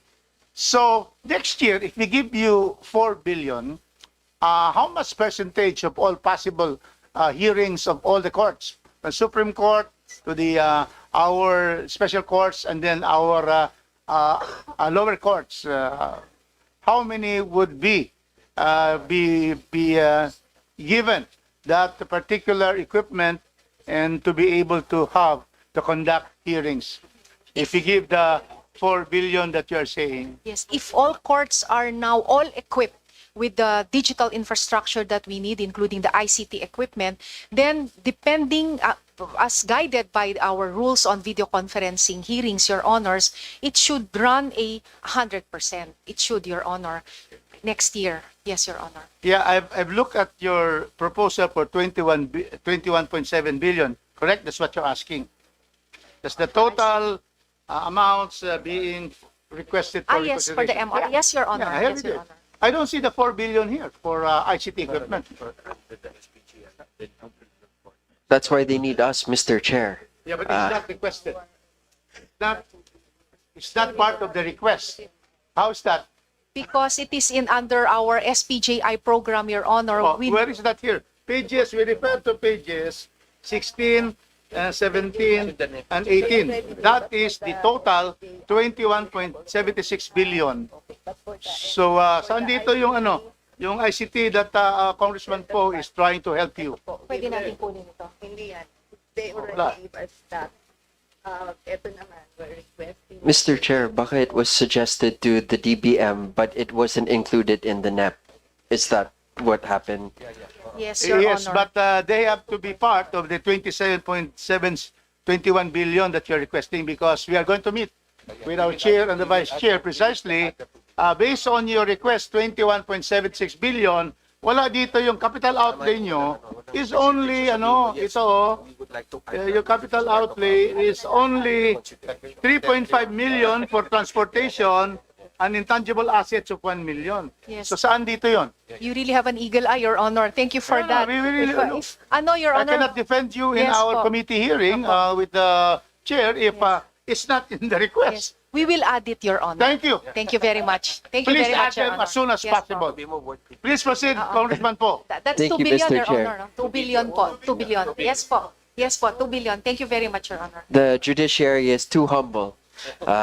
Kaya we'll help them. Thank you very much, Your Honor. With that being said, I also want to move on to continuing that line of thought on free legal aid. No, marami po akong kaibigan sa IBP, marami po akong kaibigan na nagbibigay ng libreng legal services, no, pro bono work.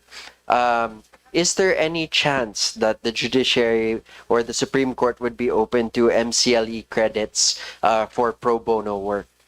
Yes, Your Honor. Actually, there's a Republic Act that credits free legal service on the part of lawyers even before the rules on unified legal services came about.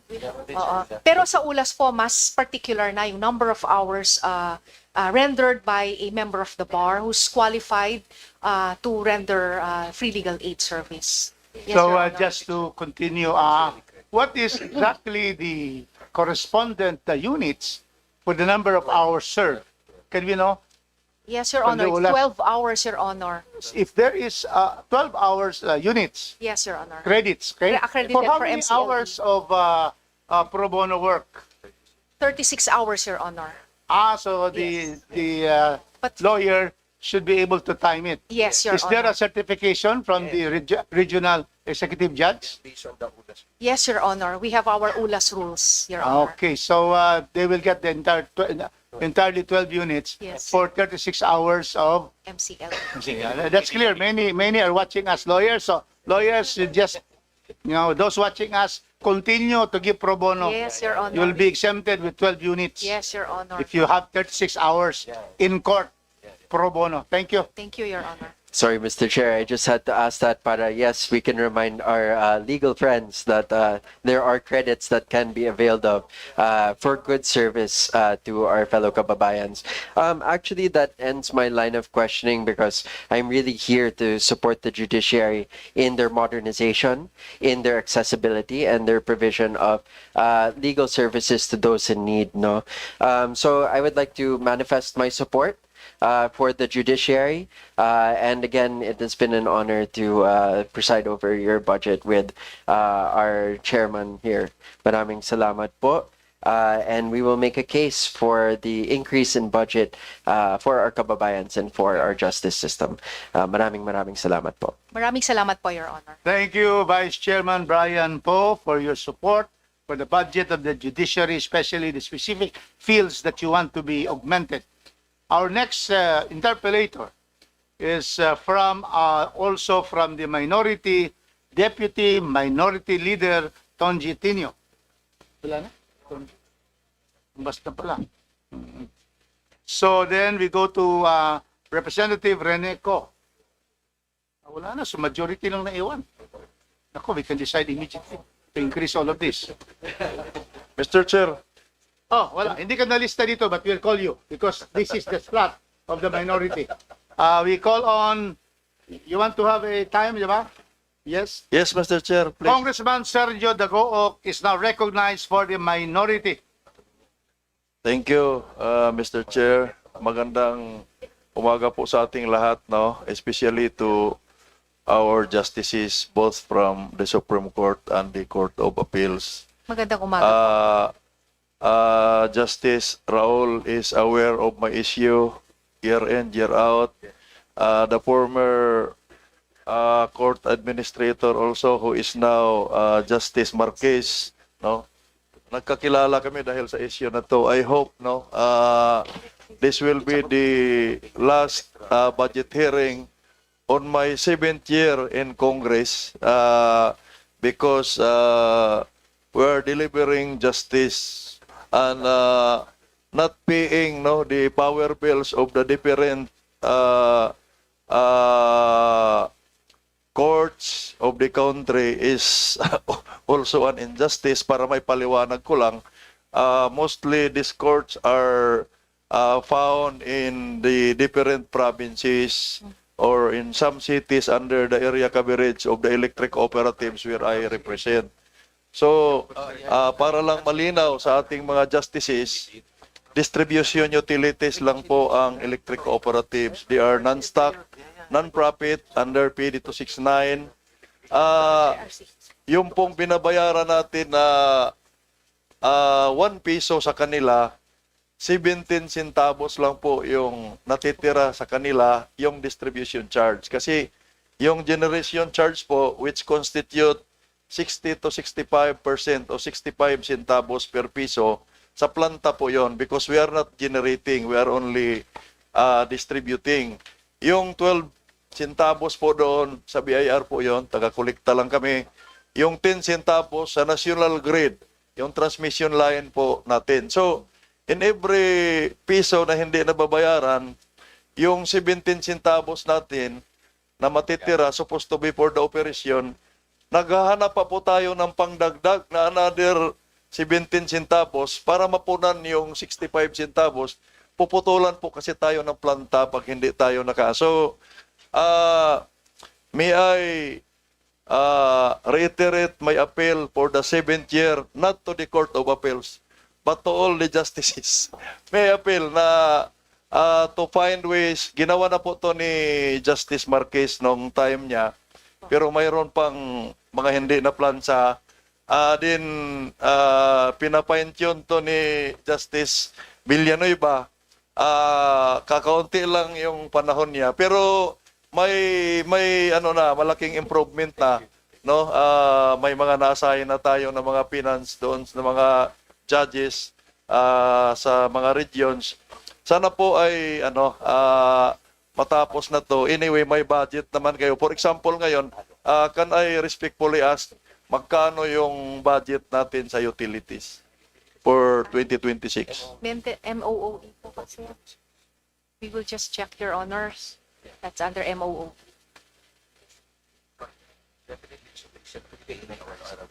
Yes. But Your Honor, if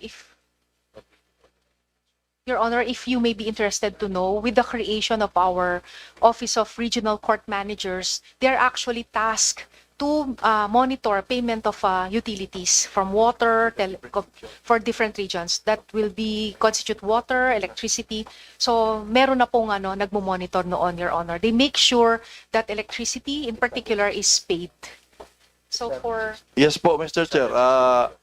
Yan po yung iniwan ni Justice Raul bago siya umalis. Yung pagtalaga ng mga regional sa finance na gumagana na po yan, at least mga 4 months now in Caraga, because I'm also managing 2 electric cooperatives in Caraga. okay po. So, but in other regions, malaki pa po yung kailangan nating in millions pa po.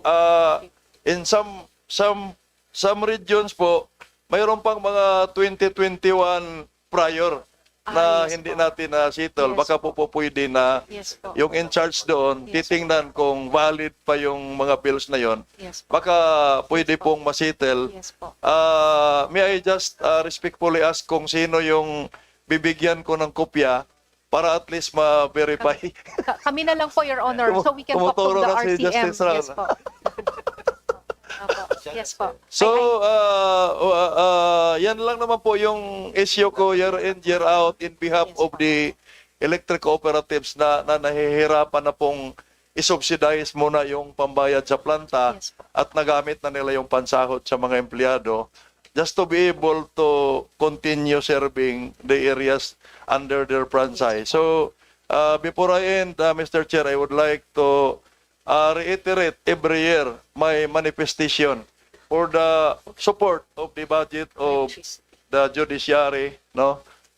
Hiwalay naman po mamaya yung DOJ because napakalaking napakalaking gamit po ng Judiciary para maibalik yung tiwala doon sa mga opisina na parang hindi na pinaniwalaan ng ating mga kababayan na nagbabayad ng buwis. Sila po yung final arbiter kung naibigay ba doon sa mga taxpayers yung hostisya. So maraming salamat po Mr. Chair and with your kayo po yung mag-sponsor. I hope na yung mga napag-usapan kanina maibigay po sa kanila. Thank you Mr. Chair. Thank you po. Maraming salamat po. Thank you, Representative Sergio Dagook, for your annual manifestation of support to the judiciary's budget and the increase of the budget. Thank you very much, my fellow Mindanaonon. Okay. So the next in the list is Congressman Mario Bangcoro, also from Mindanao. Where's Mario? Mr. Chair. Ayan. Thank you. Thank you very much, Good Mr. morning Chair. po, Your Honor. Good morning, Judiciary family. Madam Justice, yung concern ko is parokyal. Yung district ko kasi, mayroon lang isang second level court. Yes po. Ang problema po, ang active cases natin is 3,000 po. So, tinatanong ko yung judge, ang sitting nila is more or less 6 months. Ang kawawa, yung akusado, kung magkataon na nakaset na yung schedule niya, na postpone for some reason, magantay na naman siya ng another 6 months. So, grabe yung injustice po ang nangyayari. Ngayon, may na-create na 5 courts for second level on that particular district in the 19th Congress. So, baka pwede nating mahanapan ng paraan, mapadali yung implementation Yes po. of that 5 courts, RTC courts. Kasi po, talagang kawawa yung mga litigants, yung mga akusado po. So, pwede ho bang maano po. natin yung commitment po? May we get the detail, Your Honor, where the court is? So that, First District sa Buanga, Sibugay, ang kasalukuyang RTC namin is located at Imilda, sa Buanga, yes, Sibugay. Your Honor. Thank you, So, Your Honor. if you need space for that, I can Ay, coordinate thank you, Your with the Honor. local government Thank units you, Your Honor. para matulungan lang po natin. Yes, we will coordinate, Your Honor, and try to verify it so that we can appoint assisting judges to be able to unload the docket, to unload the docket of the one station court, Your Honor. Actually, Madam Justice, And- Mr. Chair, Yes. may assisting judges na doon. Yes po. Unfortunately, sa dami nga po, Yes po. We can add nasa more, Your Honor. 3,000 po, hindi talaga kaya. Opo. Opo. So, kung ma-qualify ba siya sa Justice on Wheels, mayroon pa ba tayong ganun? We will check into it because although it is repurposed, Your Honor, we've suspended its operation. But it is true it's supposed to serve the underserved areas. But I think the better remedy, Your Honor, will be if there are 5 created courts, is to look into it and then ask for the opening of the position as soon as the budget appropriations is there, Your Honor. We will ask JBC to open it so that the immediate appointment of the 5 judges for the 5 courts. Okay. Next, thank you for that, Madam Justice, Mr. Chair. Second is, kasi yung probinsya namin is newly created, pero 20 years na po. Palagi naming naririnig na magkakaroon daw po kami ng Justice Hall. Pwede po bang malaman natin na including na ba siya sa pipeline? Hall of Justice. Sambuanga, Sibugay po.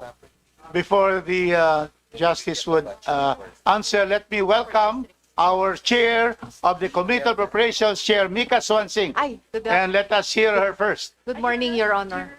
Ikaw na muna.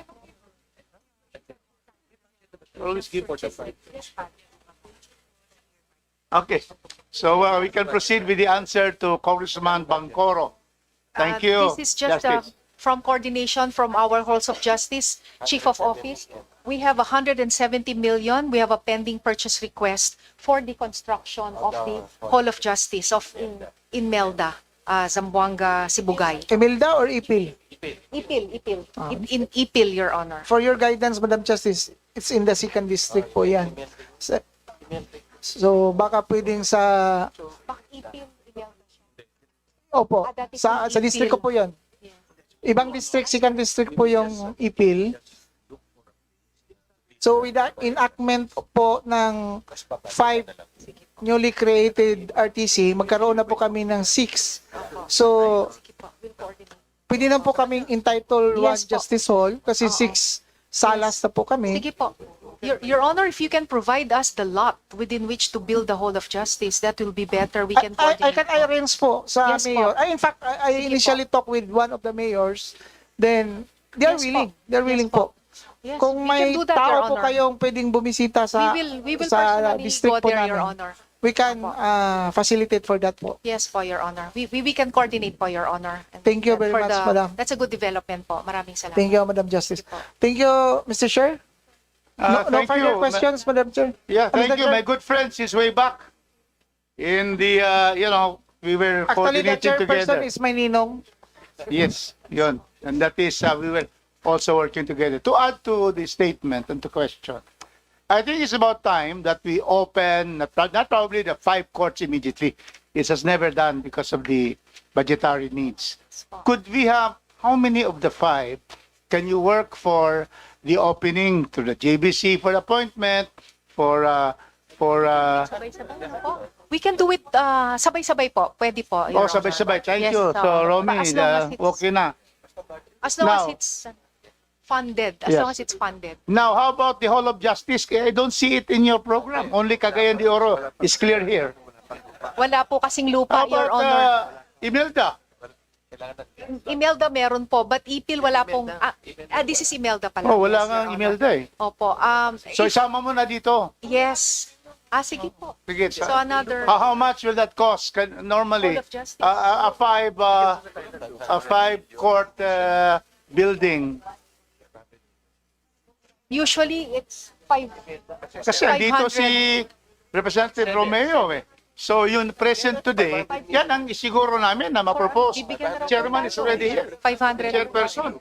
Assuming, Your Honor, that there is a lot within which to There build. will be. There will be 500 million, Your Honor. Yan. So, can you Yes. include Yes, in the Your Honor. submission So over and above the 2 billion for infra, another 500. 500? Kasi Mindanao ito eh. Let us also try to give justice Yes, Your Honor. to Thank you, Your Mindanao Honor. through the Hall of Justice, and then we can go in the opening Yes, of Your the 5. Honor. Thank Yes, you sir. very much, Thank you. Justice Yes. Estuesta. Thank you. Thank you, Thank you, Your Honors. Representative Romy Bacoro. Thank you very much, Mr. Chair. My ninong po. Talagang ninong Thank you. talaga kita. Ninong, Walang favoritism. maraming salamat po. Next, meron bang minority? Wala na? Second round yan. Wala pa. First round pa tayo. Wala pa. So in that case, we'll call on Representative Chairperson of the Committee of Justice in this House, our Representative Jinky Luistro. Thank you, Mr. Chair. Good morning, Your morning to the justices of the Supreme Court, the Court of Appeals, and the Sandigan Bayan. We're honored to have you here in the House of Representatives. Good morning, Your And Honor. before I proceed to the question, I wish to express my warmest congratulations to our newly appointed court administrator of court, Madam Justice Esto Esta. Thank you very much, Your Honor. And Mr. Chair, we are discussing about capital outlay, Mr. Chair. Mr. Chair. Mr. Chair, you are so busy. We're just talking about how the Vice President was very happy with the approval of the budget of OVP. So we're okay with the OVP, with Vice President Sara. Let us proceed with Secretary of Clean. What is your question? Mr. Chair, I wish to solicit the support of the committee with regards to our concern as well on capital outlay. In the Regional Trial Court of Batangas, there's a newly created family court. And it has no court building yet. I heard Madam Justice said, so long as there's a lot, they will be committing to provide the infrastructure. So if the chair would allow this representation, I hope we can include that among the requests for additional allocation. The court building for the newly created family court of the Regional Trial Court of Batangas. Please include, Yes, Your Honor. so that they'll be part of those that will be submitted. Another 500 million, is that the amount? Another 500. How many? Which municipality is it, Your Honor? This is Batangas City. Oh, malaki yan, Batangas City. So city. Isang family court lang. One So, family court. How much do you suggest our chairperson, Jinky? Just one. How much? 100. May How much we will know that cost? from our Madam Justice the allocation for one court building? Yes. One For family our court. halls of justice, 100 million, Your Honor. For one court station, family court. If that will be sufficient, Mr. Chair, to build a building for one family court, then I will be grateful to have one in the RTC of Batangas City. Yes, Your Honor. So also look at the future, you know. Yes. Batangas City will have more families, I'm sure, Yes. in the coming years. So make it two. Yes, So Your that Honor. hindi na tayo every year. Pumunta si chairperson dito. 200. Can you include there 200? Yes, Your Honor. So we Okay. can likewise So for two courts na, 290. Thank you, Mr. Chair. Thank you, Thank Chair. you. Please Thank you very proceed. much, Your Yes. If I may continue, Madam Justice. Yes, Your Honor. Of course, there are still a lot of court buildings which are within the perimeter of the local government units. May I know the percentage of these court buildings which operate still within the LGU's perimeters or facilities? Most of them. There are 700 buildings that are being operated from the local government units, Your Honor. We are heavily dependent actually on local government units to provide us the buildings. And you said, Madam Justice, that they are dependent on the LGU building. So may I know how we protect the image of judicial independence, considering that these are dependent on the LGUs? Yes, Your Honor. With the Fiscal Autonomy Act, Your Honor, we are hoping that little by little, even from the allowances that our judges receive from the generosity of the local government units, we get away from that, Your Honor. That's why we really need to strategize on the monumental effect that the Fiscal Autonomy Act will have on the judiciary, so that we can provide our own halls of justice, including the operational logistics to the staff complement, Your Honor. I hope we can consider that as one of our priorities. Yes, Your Honor. When we implement the fiscal autonomy of the judiciary that will be effective next year. Yes, yes, Your Honor. 2027. 2027. Yes, Your Honor. So that will be budget year Yes, Your 2026, effective 2027. Yes, Your Honor. That We is will correct. be having our hearing for that 2027, next year already. Yes, Your Honor. All right. Yes, Your Honor. For my next question, Madam Justice, of course, we have two concerns on decongestion. One is the docket. The other is the penitentiary facility. So with respect to the docket, Madam Justice, I heard about the JDR, Yes, Your Honor. the ADR, the mediation, and even pre-trial conferences. May I know what percentages of the court dockets are being resolved during JDR, ADR, the pretrial, and the mediation. Yes, Your Honor. Your Honor, as of now, no specific, but we do maintain figures on that, Your Honor. Can we just submit the exact figures? Yes, of course. Can we at least know whether you believe that these measures are successful in decongesting Yes, our Your dockets? Honor, very much so. As a matter of fact, Your Honor, I don't know if I should reveal it, but preconditions to filing, we've actually adopting alternative disputes resolution, which is why we are really training our mediators from the PMCs to be able to have capability building on how to further exercise a mediation process or alternative dispute resolution. And as the newly appointed court administrator, Madam Justice, do you have other measures in mind to further decongest our docket through measures like the JDR, ADR?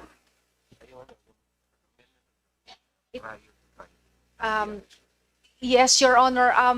It's more on as of now. Again, Your Honor, I'm not sure if I'm at liberty to even speak, but only because I am privy thereto.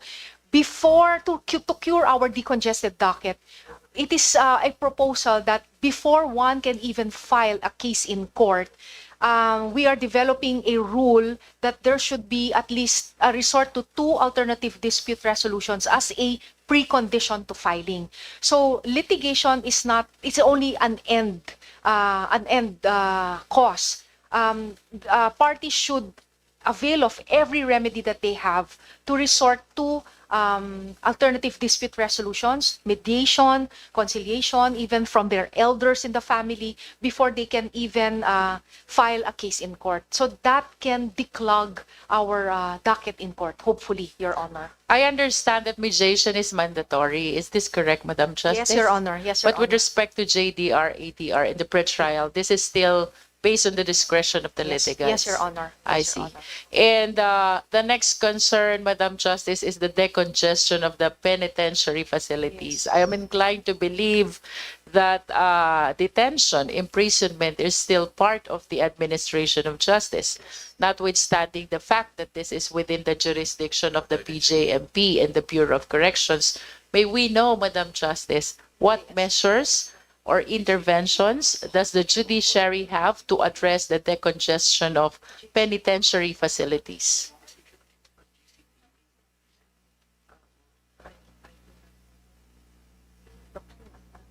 Okay.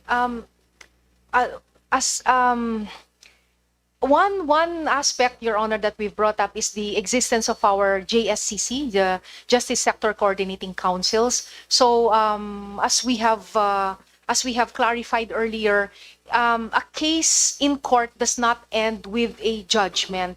So it should go beyond it. We should monitor if a convicted accused is enjoying conditions that are humane or reasonable. Are they eating meals 3 times a day?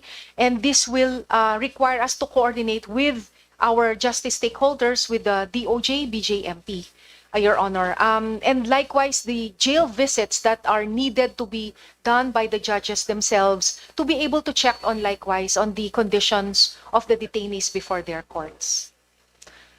Considering, Madam Justice, that the judiciary is the one primarily in charge with respect to the administration of justice, it is really my humble opinion that we should work together on this, because we've seen a lot of documentaries showing how desperate the situations of our PDLs are, not only in BJMP, but even in Bucor. We've seen that in a lot of documentaries in the past, no? If I may suggest, Madam Justice, perhaps we can create a task force, perhaps, or a commission to be joined by the BJMP, the Bucor, and the Judiciary, so we can address once and for all this desperate situation of our PDLs, Madam Justice. Yes. Thank you, Your Honor. We will bring it to the one of the matters that our Justice Sector Coordinating Council should consider.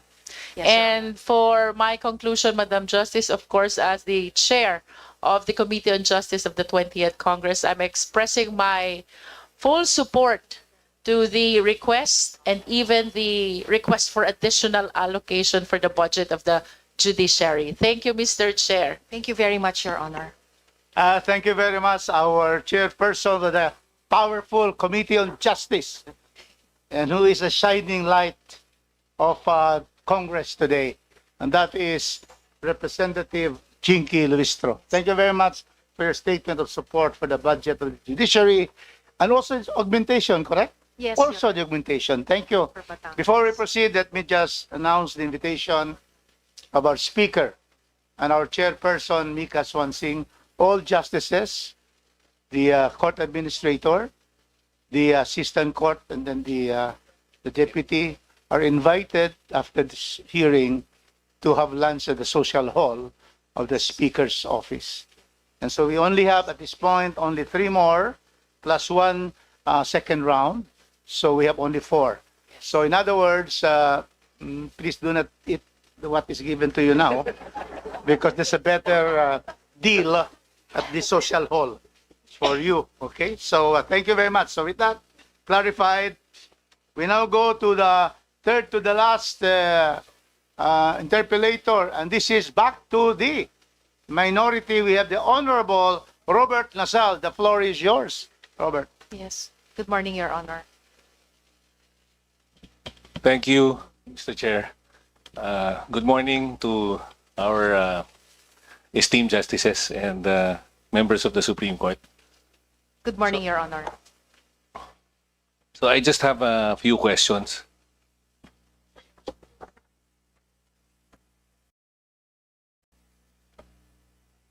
Based on the report, there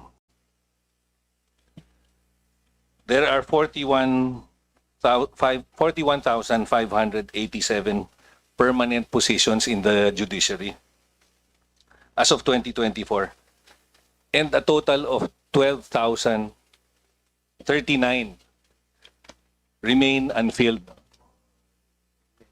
of which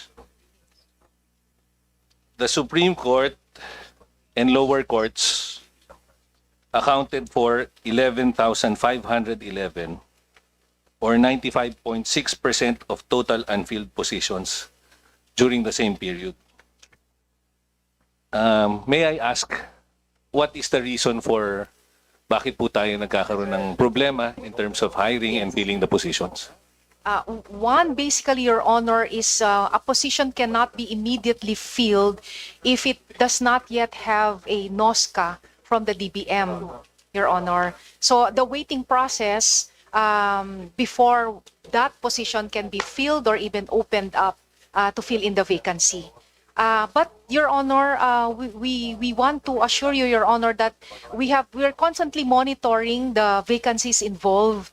So as soon as we are assured of the process, that the NOSCA availability and the funding for it, we immediately ask the JBC if it would concern a judge concerned or our own selection and promotions board for the staff complement, Your Honor.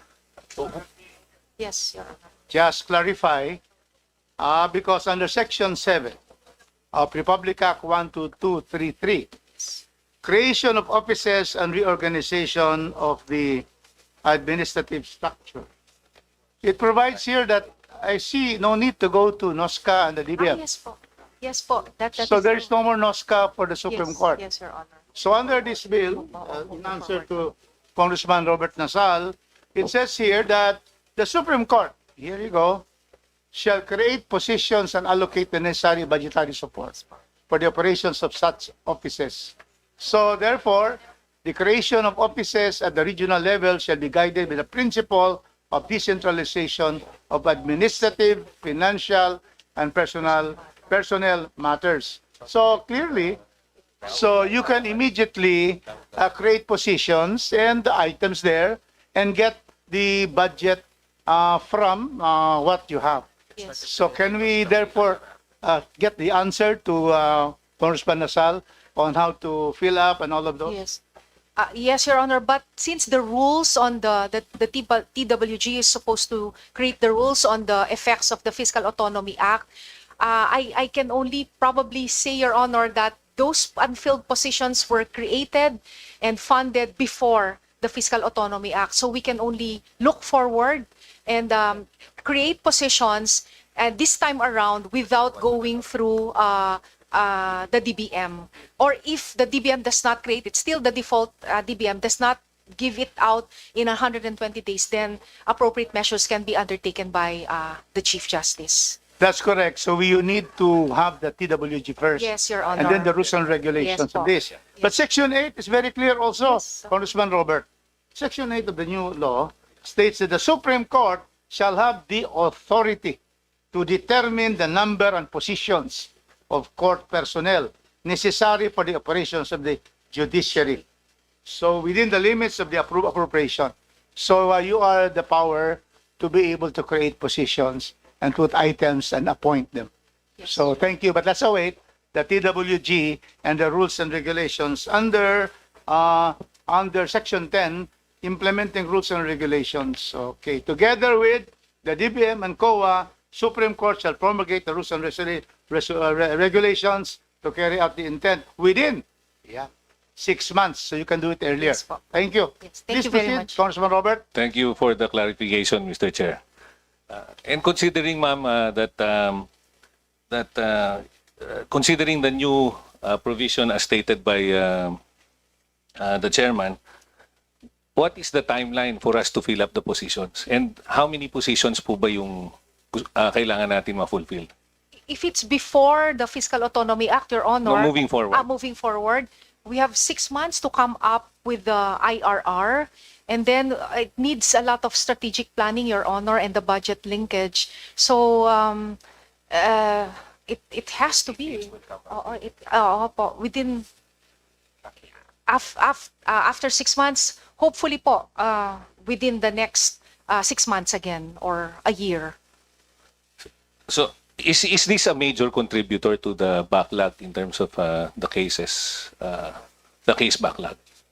Not necessarily, Your Honor, but it can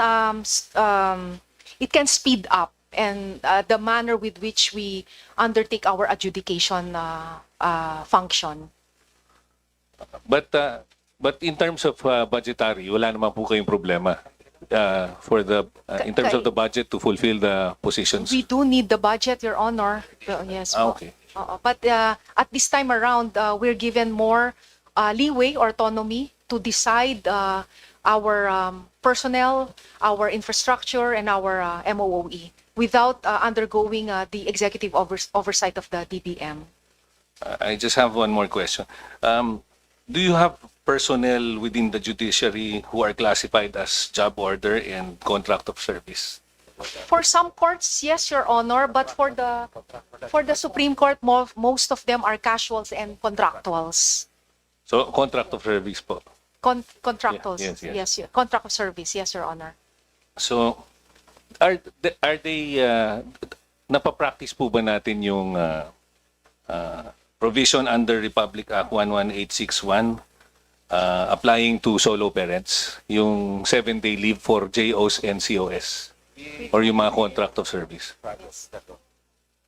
Yes, Your Honor, since it's a legal provision, we have to comply with it, Your Honor, to uphold it. So, Yes, so Your Honor. all JOs or contractual contract of service personnel are allowed a 7-day leave. Solo parent, yung mga solo parents po. And is it part of their contract that they are allowed a 7-day leave?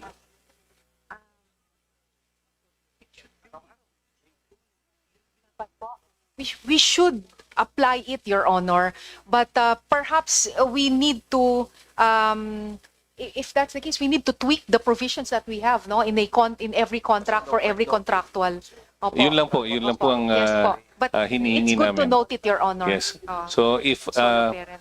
just so that the solo parents under those types of employment Yes. can enjoy the Yes, Your law Honor. as stated Yes, dun Your po sa Yes. sa RA 11861. Yes. So I just like to manifest that lahat po ng increase na hinihingi po ng Supreme Court, I am in support of that under the minority. and the judiciary. Thank you. Thank you very much, Your Honor. Thank you. Sa mga contract no work, no pay. Pag hindi mo nilagay sa contract, hindi sila makakabili. Pero pwede natin ilagay. Pwede na ilagay sa contract. Was not listening, so thank you very much. But I know without listening that Congressman Robert Tasal is supporting the budget, correct? Yes po. Yes po. The budget of the judiciary. I know that because Congressman Robert is always supportive, especially on the judiciary. We're now on the last 3 plus 1 second round. So now I call on the Honorable Returnee, our congressman from previous Congresses. Now he's back. The Honorable Congressman Mauricio Dumogan of Baguio City. Okay. Good morning, Your Honor. Thank you, Mr. Chair. Yes, Private Dumugan will ask abbreviated question because it's already past 12 o'clock. Good known to the members of the family of the Judiciary, the Justices of the Supreme Court, the Court of Appeals, the Sandigan Bayan, the Court of Tax Appeals, and the representatives of the lower courts. I want to, of course, manifest at the outset that we are with my colleagues totally supporting the budget of the judiciary, including those that have been somewhat added in these proceedings. Now let me focus to my point. I'm referring to the somewhat appearing ambiguity or somewhat conflict between substantive law and procedural law, particularly on the aspect of expropriation.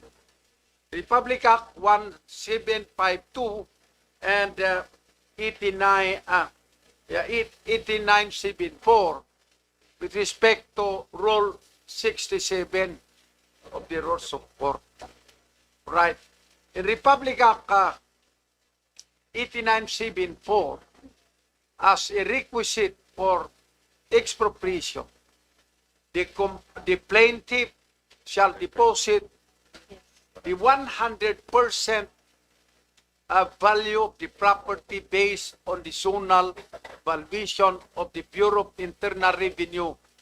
And as stated in Republic Act 10752, zonal valuations within 3 years from the date of the filing of the expropriation proceedings. The Rule 67 is silent on this point because Rule 67 states that it can deposit, the plaintiff can deposit initial payment, contrary to what is stated in the substantive law that 100% of the zonal valuation.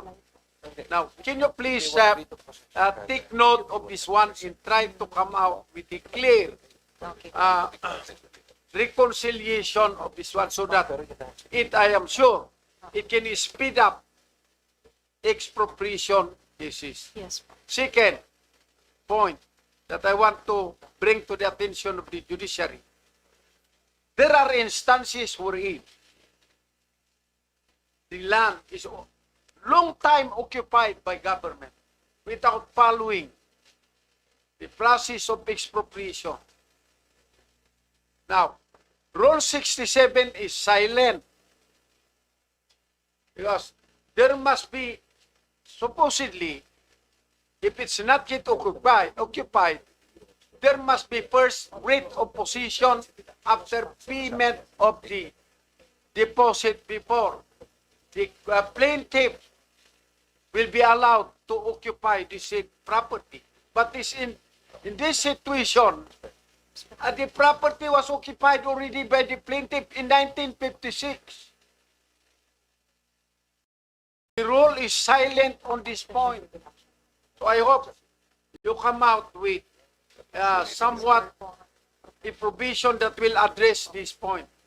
And the last point that I want to bring to the judiciary. the determination of just compensation. With all due respect to the justices of the Supreme Court, if we look at the decisions of the Supreme Court on this issue, it's not uniform.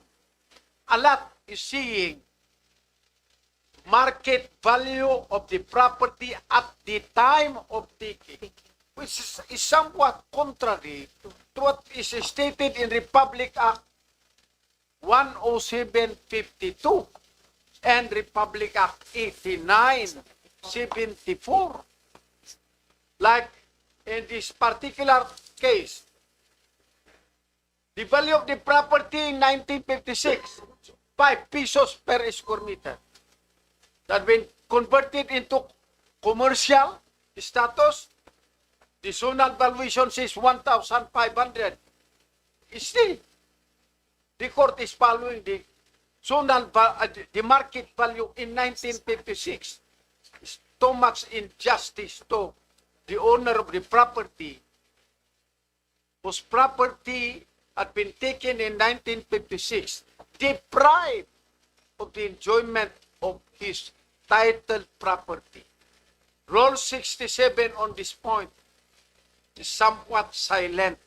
I hope again that this must be addressed in the power of the Supreme Court in the revision of rules to speed up the delivery of justice. The last point,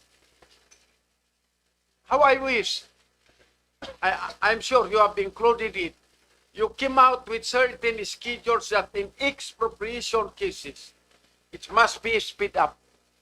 Unfortunately, I happen to handle a lot of them. It took us 20 plus years before it's finally decided by the Supreme Court that the owner of the property had gone ahead the other life before it was finally decided. It's a pity. It is good only for the for the NPA to say justice in our system is not that effective. You do not need the I do not need the answers, but I brought out those points because to me it's very important. So again, manifest our support to the budget of the judiciary, including the additionals, not only for the budget in Mindanao, including the other areas of the Philippines. My chairman, my chairman, thank you very much. Thank you very much, Your Honor. If I may, Your Honor, actually all the points that you have raised, Your Honor, the apparent inconsistencies between Rule 67 and then Republic Act 10752 and Republic Act 8974, I've heard these discussions, Your Honor, during the revisions being made on the subcommittee. Actually, Your Honor, the head of the subcom is right here with us. It's Justice Carl Miranda.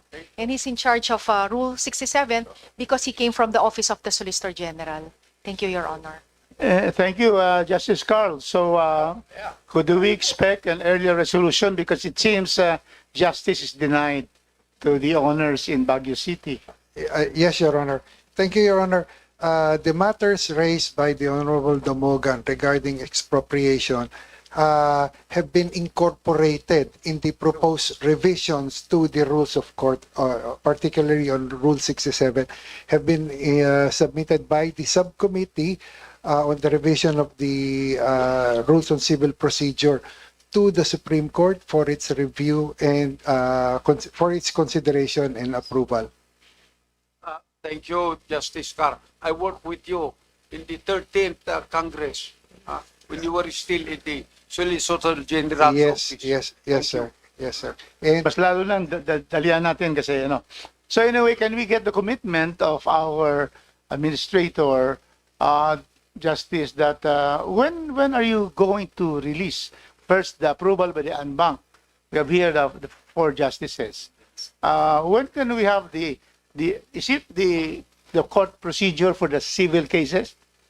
Civil procedure? yes. Civil procedure, special civil actions, Your Honor. Also, when would that possibly be approved and released so that we can be able to address the issues raised by the Honorable Mauricio Damogan? Since it has already been submitted to the Supreme Court and Bank, Your Honor, hopefully by the end of the year, we can hear from the Honorable N Bank if it already approved the proposed revisions, Your Honor. Here, so we see here our four justices.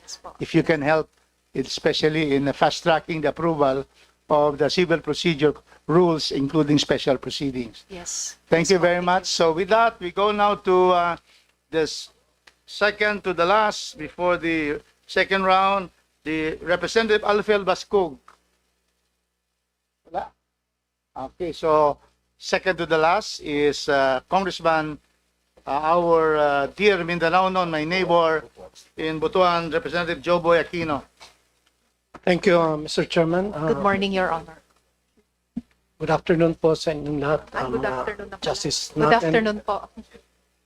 Anyway, I'll just go straight to the point. No, I've been helping our courts in my district. My district is in Caraga region, and it is the regional center in Caraga region. So lahat po ng mga national agencies dito po sa akin humihingi ng mga pondo, no? Kaya yung pondo ko pambigay naman dun sa mga barangay ko lumiliit, no?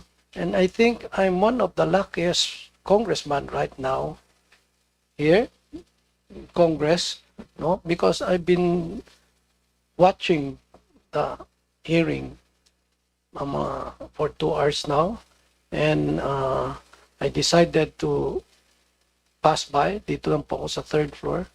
Then, very lucky, when I came in, ang issue at hand was the buildings for mga judicial buildings.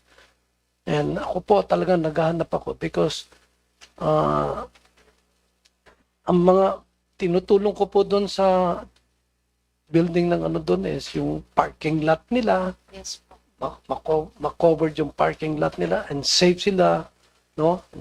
Additional building. But this time around, no, I was able to talk to a judge from Davao, I think, but she was assigned to take this job and to talk to me regarding putting up of a new judicial 4-story judicial building. And what's good is that the LGU has given them I think 3,000 square meters for that building. So very lucky when I came in, I heard, no, the issue, and basta may LGU na binigay. So I'd like to appeal. The location of that, Representative Aquino. Where is the location of that? There is 3,000 square meters. That's in Butuan City, in my district. And in fact, andito nga, may read this, Mr. Chairman, no? The project title right now is Construction of a 4-story Hall of Justice in Butuan City, no? That's in Barangay Tiniwisan. Phase 1 is 150 million and the phase 2 is 110 million. Can that be, Mr. Chairman, can that be included, Mr. Chairman? Yeah, we request our administrator to include Yes, Your in Honor. the listing of capital outlay. In our MR to be included, Your Honor, as It will, budget. it will be included. Yes. Thank you very Your much. Honor. Your Thank you. representation. And may I invite you, Yes, Your matuloy in po, Davao. I'll invite you to visit my district para Yes. makita nyo Thank you, yun. Your Honor. No? And we will be very, very happy. We will hold the dialogue with Your Honor. Thank for you. this. Thank you very much po sa inyo lahat. Thank you, Mr. Chairman. Thank you, Representative Aquino, for your statement of support for the budget of the Oh judiciary. yes, I do support, of course. No? Thank you very much. Hindi natin support So my wala advance to. thank you. Thank you. Thank you, Your Honors. Now to the last, but the last will be the gospel 3 weeks ago. The last shall be first, and the first shall be last. Then we will now call on Congressman Chel Diokno for the last, for the last second round. Thank you, Your Honor. Thank you, Mr. Chair, Madam Chair. It's always a pleasure to be presided over by the Honorable Chair. Good afternoon. Good afternoon, Your Honor. In 2007, if you will recall, the then Chief Justice Renato Puno, and I'm sure Justice Maidas would also recall that, organized a national consultative summit. Ang mainit po na issue kasi noon ay yung extrajudicial killings and enforced disappearances. Ngayon po, iba naman ang issue, but I think we all can see that galit na rin ang sambayan ng Pilipino dun sa mga nangyayaring anomalya pagdating sa flood control and other infrastructure projects. We have the legislative branch conducting investigations. We have the executive branch creating an independent commission. Don't you think it's time that the judiciary also get involved in showing the people that we are all concerned about anti-corruption and we want to make sure that there will be accountability dahil yun po ata ang hinahanap ng taong bayan ngayon? Yes, Your Honor. The judiciary, Your Honor, since this is from the perspective of the court, it's on adjudication and we only decide on what is laid before the courts. We study the facts that are presented on the basis of the rules on evidence and from there apply the law. While the judiciary can show its concern that it is that it has to maintain its public trust and confidence by adjudicating what is just, what we uphold the Constitution and the law. The thing is, it's an independent authority that each justice will have because that's the core value of an ethical judge, to be independent, because if we become swayed with what's going on when there are potential litigable issues at hand, we may be prejudging cases already, Your Honor. So forgive me if I say that when it comes to the courts, what we decide on should only be based on the facts and the law, Your Honor. Thank you. I'm not asking the members of the judiciary to take sides. Yes, Your Honor. But just like what happened in 2007, when members of the three departments and civil society, Yes, Your Honor. other stakeholders got together, there were concrete solutions that Yes. came about to Yes, Your address the problems then. And there are already, I understand, some pending cases on appeal of involving graft and corruption of a large scale. We can anticipate that there will be also prosecutions coming out of the investigations now. May I know, or could I have the commitment of the courts to fast-track cases involving large-scale corruption? After all, these are cases involving the money of the people. There is a big clamor for accountability. Could we get the commitment of the judiciary on this? Yes, Your Honor, and the Chief Justice will be informed about this, Your Honor, immediately. Thank you very much. Thank you, Madam Justice. Mr. Chair, with that commitment given by the judiciary, I also express my full support for an increased budget for the courts. Thank you very much, Your Honor. Thank you very much, our minority, Deputy Minority Leader. The minority is already supporting the budget of Judicial. Thank you very much, Thank you very much, Congressman Your Chel Diokno. And therefore, before I would be able to, again, turn over to the person who is the big boss of all of these proceedings, I will just read to you the manifestation support of Congressman Loyola. He is saying, Congressman Loyola, Madam Chair, is saying that he is manifesting full support for the proposed budget of the judiciary for 2026. Yes, Your Honor. There is no question from the civil society, but I would just like to say also that this representation from Cagayan de Oro, the city of golden friendship, the gateway to Mindanao, is not only supporting what is presented here by the Honorable Judiciary Branch, but to augment it as they have requested. Thank you very much, Thank you very Madam much. Chair. So I now turn over to Chairperson Mika Swansea.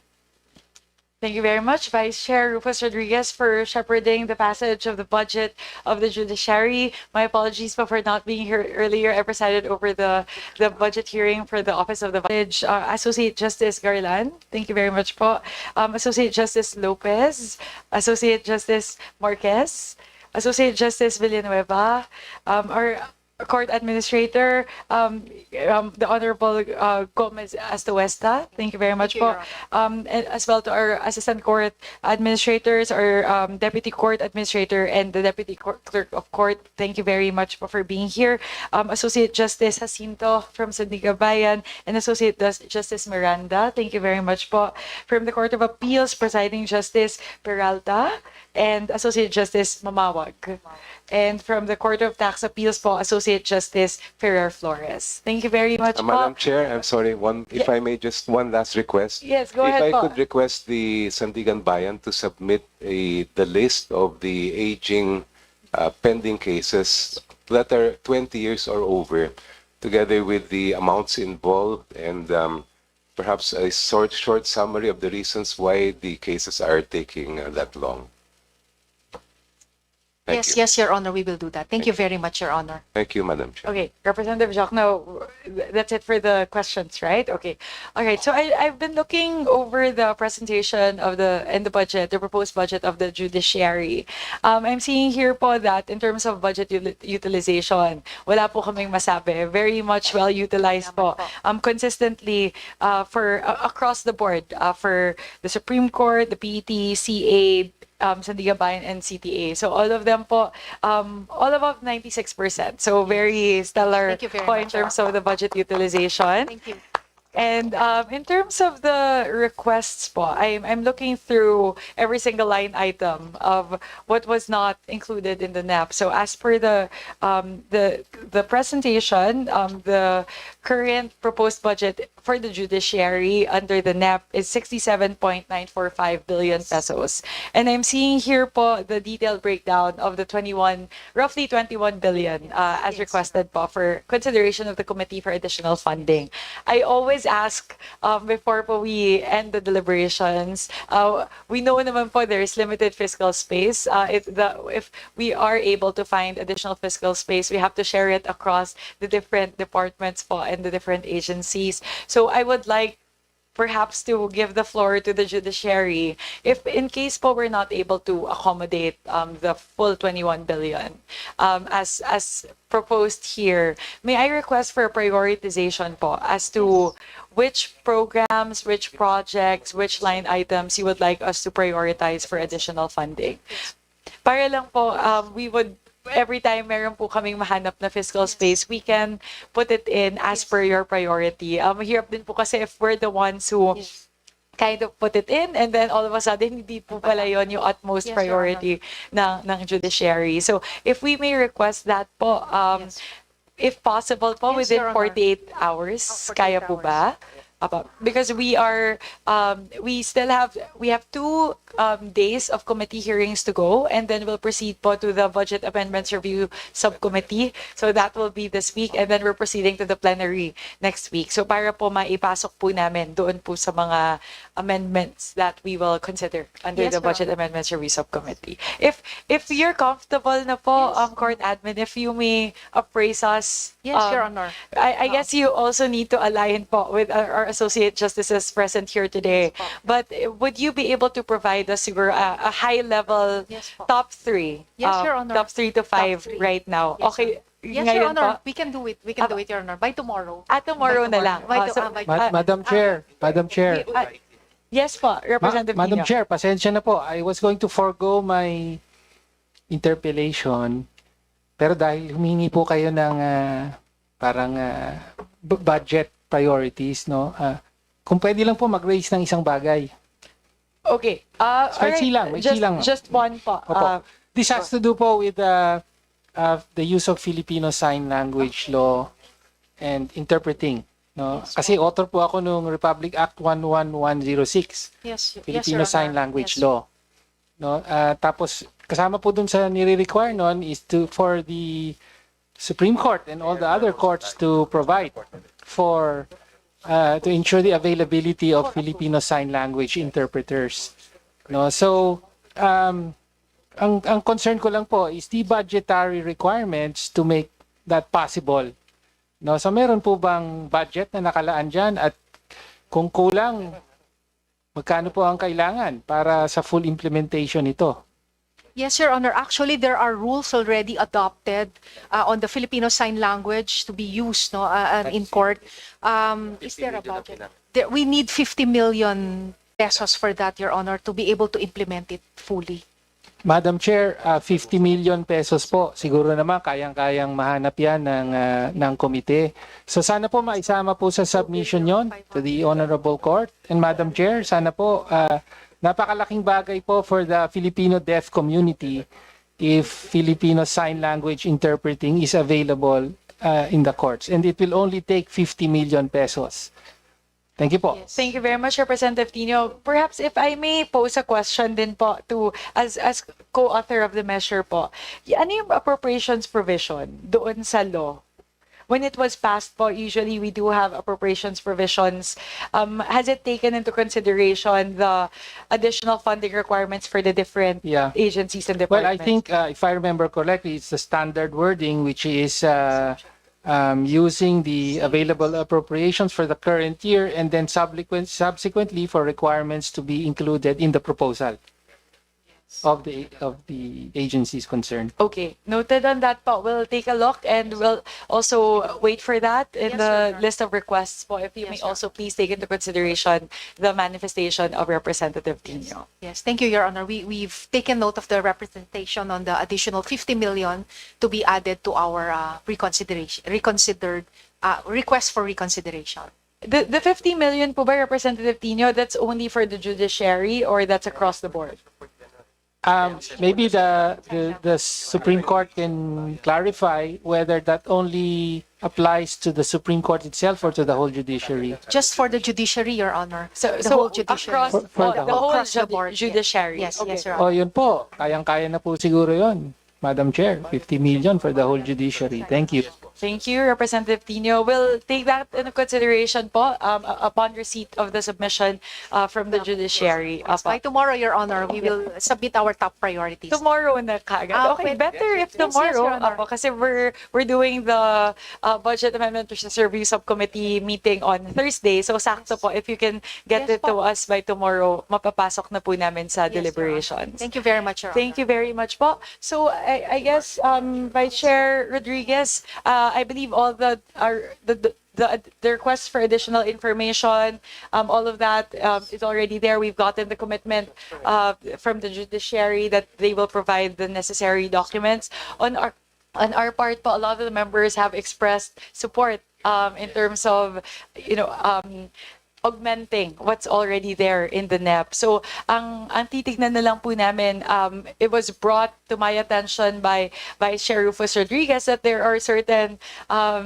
offices wherein talagang almost zero yung increase from year on year, which we also have to take into consideration the SSL and also the account for inflation and things like that. So we will definitely po, the assurance that we can give on the part of the Committee on Appropriations is we will make sure that the judiciary is provided with the resources and the funding required for you to be able to perform your mandate po for the coming year. So we've received our resounding the support on the part of the members of the House. So consequently po, we will also take that into consideration as we move forward po and ultimately decide the funding allocation for the judiciary for fiscal year 2026. Basta hintayin lang po namin yung funding requests just so we're guided as to how to do those augmentations as well.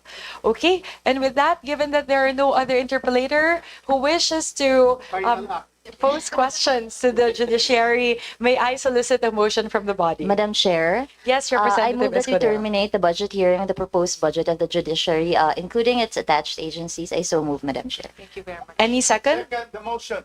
There is a motion, duly seconded. The budget hearing on the proposed budget of the judiciary for fiscal year 2026 is hereby terminated. Thank you very much, Your Honor. Thank you. Thank you very much po to our associate justices, to our officials from the judiciary. Thank you very much po. May I solicit another motion from the body?